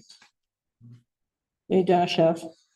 Whenever the select board contemplates entering executive session pursuant to any of the allowed topics for executive session that are enumerated in 1 VSA section 313A1A-F, the select board shall follow a 2-motion process. correction, that's A1 Is it rather than 1A. Well, let's see. It's the same, yeah, A1. 313A1A Oh, okay, F. I understand, sorry. Yeah. A, first, the select board shall consider a motion to make a finding that premature public knowledge regarding the matter would clearly place the select board or person involved at a substantial disadvantage. This motion shall state the nature of the proposed executive session and state the reasons why premature public knowledge regarding the matter would clearly place the select board or a person involved at a substantial disadvantage, conforming substantially with the following form. Quote, I move that the select board find that premature public knowledge regarding the matter to be considered would substantially place the select board or a person involved. So it's sort of filling in the blanks at a substantial disadvantage because, parentheses, the reasons that premature public knowledge regarding the matter would clearly place the public body at a substantial disadvantage. So it's taking that first paragraph and inserting the actual details. B, second, only if the select board passes the first motion, the select board shall consider a second motion to enter executive session that states the nature of the executive session and invites the town staff, clerical assistants, and or legal counsel and or persons who are the subjects of the discussion or whose information is needed pursuant to the discretion afforded to the select board by 1 VSA section 313B, and which will substantially conform with the following form. And here again, it's quote, I move the select board enter executive session to consider parentheses nature of the executive session, parentheses, pursuant to parentheses, cite statute that permits executive session of that nature, parentheses, and prudently identify the individuals invited into executive session, parentheses, into the executive session. 2, discussions in executive session shall be limited to the identified topic described in the motion to enter executive session. Moved. Second. Second here. Is there any discussion? Yes, I'm Mary. wondering about with parentheticals, I guess you'd say, like for A and B, but the parts where it's repeating the same language, but it just has the places to insert. Yes. And I guess, that would be very handy as a template. It's a little clunky for a motion. So I don't know. Maybe it doesn't need to be in there. Also, that to actually do this, I think we're going to need to maybe practice perhaps with counsel with scenarios or something like that so that we can get better at it. Yeah, good idea. Good idea. Practice sessions. Practice sessions. Scenario. We can't have practice sessions Hypotheticals. unless we, Hypotheticals, yeah. I think. Do it in public. there you go. It's easy. Have a public practice session. I love it. I think that's what we're doing right now. Well, this is a real deal. This is It's a terrific practice. suggestion. I think some of the previous examples offered by Mr. Carroll and by Chris Katucki and some of his emails have been helpful. Have been helpful, yes. I could also take a stab at it and send them out to everybody. But we can't. How do we comment? Well, and then we can In a talk meeting. about them. Oh, in a meeting, yeah. At a meeting, Right. right? Let's not get Here's trapped. some samples. Take a look. Yeah, Do the content, do the procedure. yeah. Easy. We have a request for joining us at the table. Could somebody pass me? Yeah, sure. I apologize if I missed something. I heard the word finding in what you read, Right. but I didn't hear the term specific finding. And I may be wrong, perhaps. No, you heard did that. say specific finding. Oh, you're right. And the law requires a specific finding. And the difference in our case may be quite important. You've been finding till the cows come home.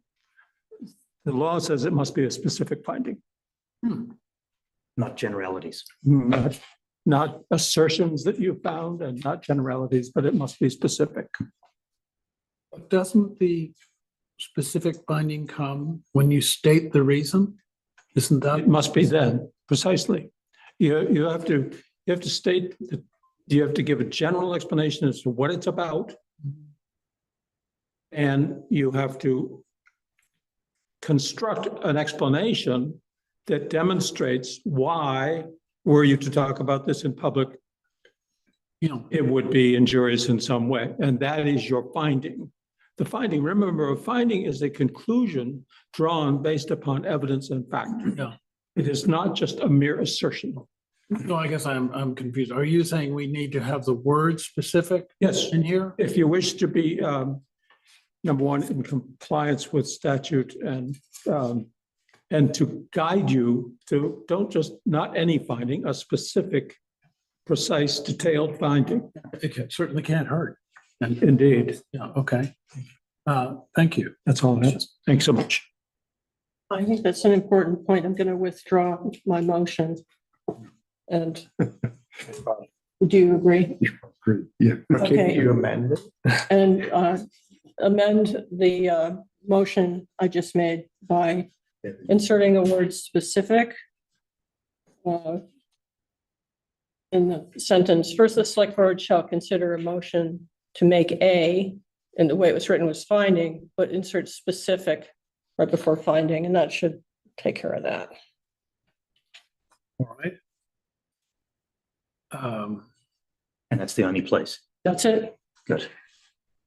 You've moved it and Oh, I moved that. Someone else gonna second the I was edit? reseconded. Okay. All right. Any other comments? Let's vote. Klassen, Yay. Layton, Yes. Gear, Yes. Sweat, Yes. Griggs is a yes. Congratulations, made it through the meat of our meeting. Does anybody need a break? Yes. Let's take a 5 Yay. minute break. Yeah. We adjourn for 5 minutes. Okay.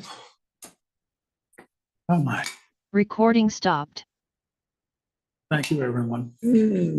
I know it's Good. thank you.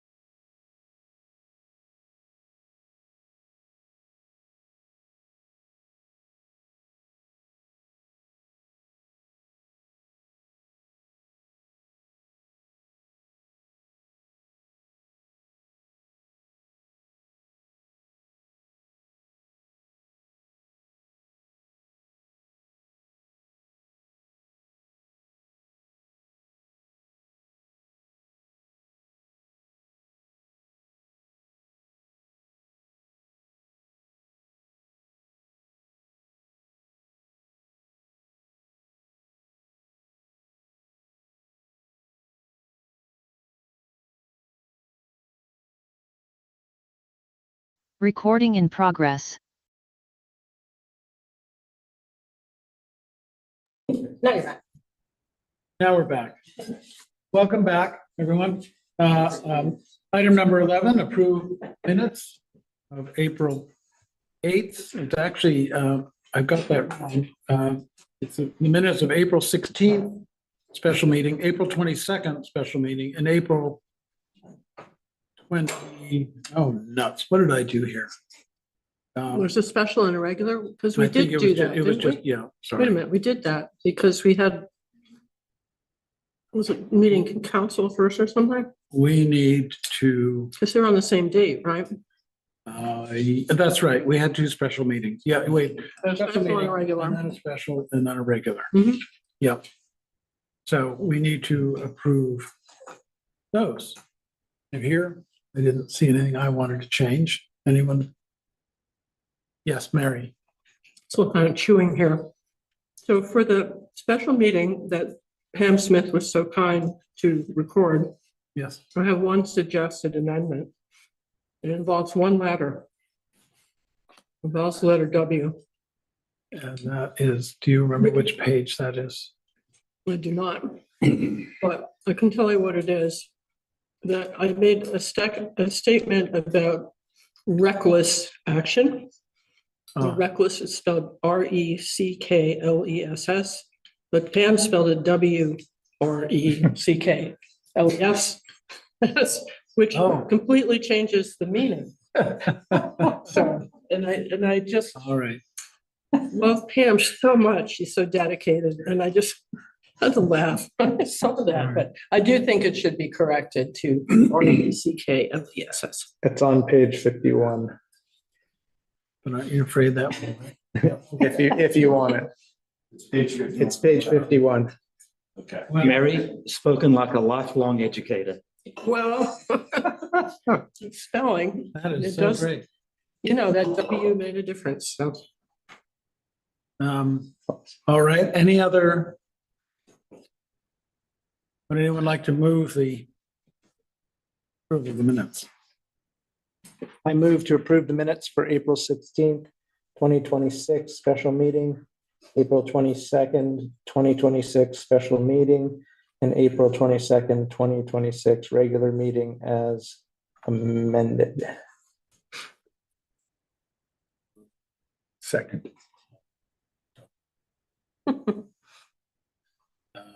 All right, here is seconded. Any discussion? Pam doesn't want to say anything about her W. All right, She's probably exhausted from the meeting. voting, Klassen, Yay. Layton, Yes. Gear, Yes. Sweat, Yes. Griggs is a yes. Fantastic. Moving on to AP warrants. Who would like to move the warrants? Anyone? I'll do it. All right, And then Assuming discussion. They go from. Move, then discussion. sorry. Move the warrants and then discuss. Is that right? Yeah. Yes. Okay, and I think that there's a page from here. Yeah. I move to approve AP warrant number 1481 in the amount of $701,452.69 to be paid from, oops. Paid from the general fund. Okay. That's that one. AP warrant number 1482 in the amount of $390.09 to be paid from the general fund. AP warrant number 1483 in the amount of $358.50 to be paid from the general fund. AP warrant number 1484 in the amount of $20,473.24 to be paid from the general fund.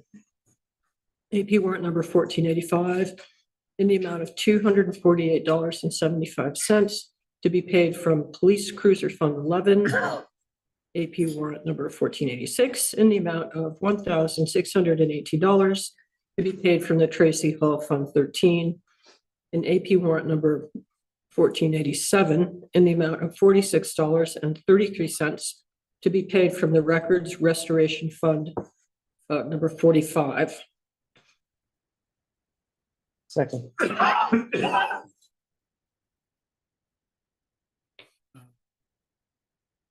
Josh, Yes, just because I wanted to verify, I realized after I wrote this that where it says for checking account 03 general, all check numbers of a specific date and Fund 13.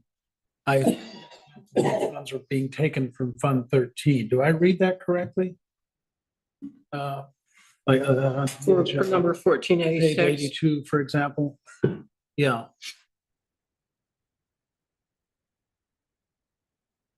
Roof repair. I just want to make sure I have the right fund. Got a question for And I Brian? think that's a question for our town manager. That's been what's been standard. I'm not answering for him, Yeah. but I've seen that in other ones too. Yeah. Yeah, I'm not sure I'm even. Well, it doesn't just say from Fund 13. It has a lot of language for checking account 03 general. I think for the approval, you just need, it's coming out of a designated fund. We want to recognize that. Yeah. And that is the fund, right? Fund, that's what I assume. That's what I look back at some of this. Okay, great. Just wanted to make sure. Any discussion? Well, that was moved by, Mary, I seconded. okay, and yes. Thank you, Mr. Chair. I have two questions.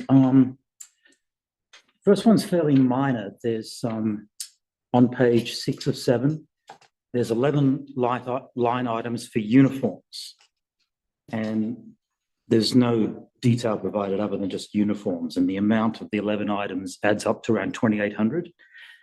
And I'm sure uniforms are incredibly important. Firemen, policemen, whatever else. But I'm just wondering whether we might, as indeed 2 other items in the same warrant, clearly define trucker hats with logo and pants, raincoat, and gloves. So it's a small point, but I'm a little uneasy with 11 light items that just say exactly the same thing, uniforms. It's not a big ticket item, anyone, but added together, they're 2,800. So that was my first, whether we can get some more detail. It's the cleaning of uniforms. Oh, thank you. All right. Second item is the, and then I'm done, I just have 2. The amount payable to Stitzel, Page and Fletcher attorneys, Wellington, service through 2/28/26. I'm not sure what the start date is, but the amount is 5,600. This brings our total expenditure to Stitzel, Page and Fletcher for the year to date, beginning January 1st to $15,013.30. If this continues at that monthly rate, we're on track for $45,000 for the entire year to December 31st. I'm just interested in how this money is being allocated and spent, whether there's 1 suit, 2 suits, unfiled suits, filed suits. What's the, where's this money going? It's not insubstantial. And 15,000 in ostensibly 4 months, maybe 5, seems a lot. I know we've had a lot of collaboration with council. We've had a lot of late night calls, video links and everything, but I think it's important we get a bit more transparency on the expenditure to Stitzel, Page and Fletcher. In other words, what cases they are working on or how And what's the much percentage allocation? Like, are we spending 3/4 of the money on the Katucki, 1/4 on something that's not filed yet or something that's not in the public domain, or indeed something that is in the public domain? Okay. Mary. Is this agenda item idea or town manager query or what? Yeah, so I wonder if you would like me to ask the town manager for a breakdown of the. I would be most grateful. Okay, I will do that. Fair enough, or is that? Well, let me respond to that, I guess, may I? Yes, please. So, Brendan, I would look at this as a fiscal year. So the fiscal year starts on July 1st. Our new budget is $80,000 for legal fees. their legal expenses. So we receive it usually a month and a half or 2 months after the fact, these invoices from Stitch Agent Budget, which I review, sign off on, start as the appropriateness of the expense. And there's, it's an invoice as you would expect to get. It breaks it down by the amount of time spent on each legal matter that's being currently discussed by the attorney or worked with by the attorney. So are you seeking to see the specific invoices because you're concerned about improper billing? I guess I'm not sure what you're. I have no concerns about improper billing. Okay, so I'd just like to know the proportional allocation of what we're being billed for. Okay. Fiscal year or year to date, I don't care. Okay, so again, with these invoices historically, the town manager has reviewed those and signed off, and I look at them and say, yeah, we were talking about that matter, and that's how much time was spent on it. I guess I'm not sure what you're seeking. You want to see the invoices? You want to? I'm seeking a time when we can allocate a budget for legal expenses to maybe half of $80,000 per year. So now you're talking about budgeting. So that's not on the agenda here. Right. So if I would like to see the invoices so we can work out where the money is going. Okay. So it's pretty simple. So we don't normally share. Well, we need to change our processes. It's not unreasonable. We're a little out of order here. A little out of order. I'm sorry. I think it would be reasonable to ask what cases are being worked on and perhaps how much of the fees are going to those cases. Further detail, I can't imagine would be useful to anybody, but we have a number of things going on the lawyers are working on, and it'll be interesting to know, to the extent. So I think, how would that be communicated to the select board? This is my question. I don't know yet. Why don't we talk about that? And we can find I don't know what's possible. And so I don't really know how to respond to that, but I think what's being asked for is some explanation of like what we're spending and how we're spending it. And I think that would satisfy that requirement, I believe. I don't disagree. I think it would be something communicated to the full board. Mm-hmm. And that might have to be in a open, public domain. Yeah. And that would at some level perhaps be a concern with our legal confidentiality. It might. The question. It might. So there might be a way to do that, or it might be very difficult to do. Yeah, we might just be able to put it in terms of percentages or something. What percentage is devoted to lawsuits, what percentage to research, what percentage is to ongoing contract negotiations, things like that. And so nobody's being identified, and it's just sort of, what is the time? Maybe also involvement of paralegal versus qualified attorneys, the hourly rate, these types of things. Possibly, yeah. I mean, I think that's. I'm assuming with these numbers, these are fully qualified attorneys on X hundred an hour. I don't know. Yeah. All right. Be good to know. Good for the public to know. Yeah. Okay, Mary.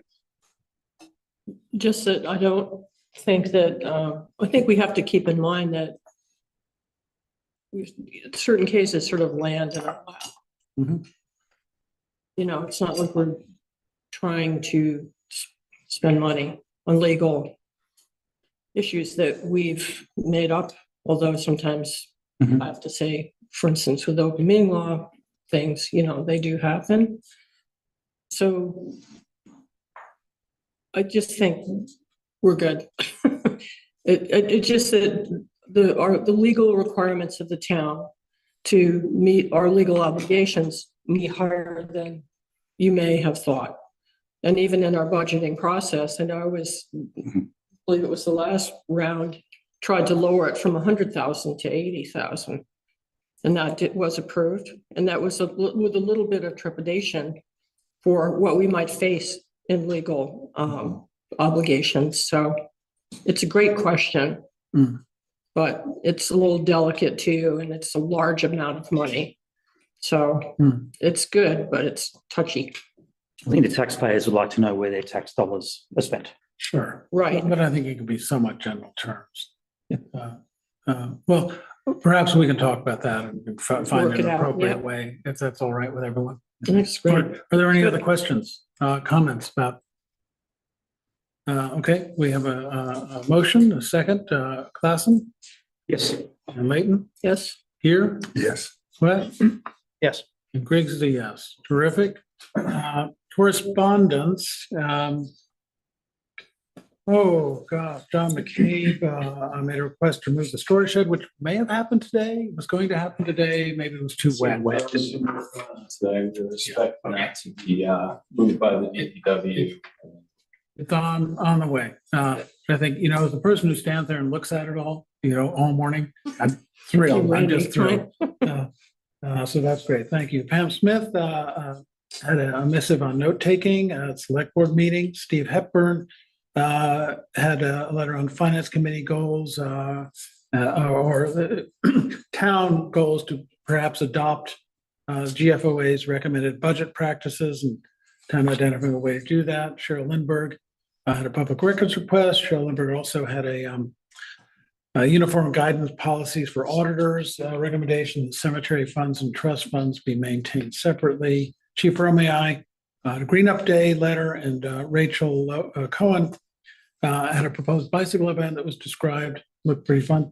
Jan Lapierre had a pre-existing uses, structural uses and policy letter, and Brendan Duffy answered a finance question for Matt Sweat. I don't think any of these will be on a future agenda. They just are. Well, they might eventually. They might eventually.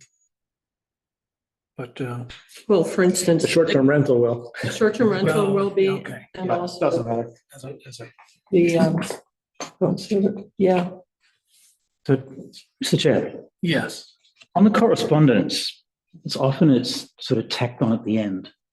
And I wonder, are we sort of losing some of it? And how do we progress with this? Like, do we apply the no response, delegated response, or agenda item proposal? Just wondering. We do. So at our next meeting, I'd like to talk about how we receive correspondence, how we look at correspondence, how soon we see correspondence. And I think we may be able to address that question then. And I think to the extent that as much time as we can have ahead of time, I would really appreciate seeing the material that comes in through the email Selectboard at Norwich VT whatever, for us to see that. I think the town voters expect that if it's to the select board, it goes to the select board, not the town manager's office.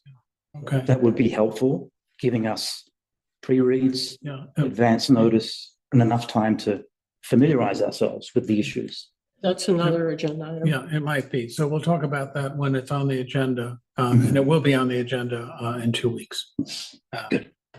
But for now, we can accept the correspondence if I one would move like I move to receive all correspondence. Second. Right. Any discussion? No. That was Sweat for a second. Let's vote. Klassen, Yay. Leighton, Yes. Gear, Yes. Sweat, Yes. and Greg is a yes. I move to adjourn the meeting. A second. We do all in favor? Aye.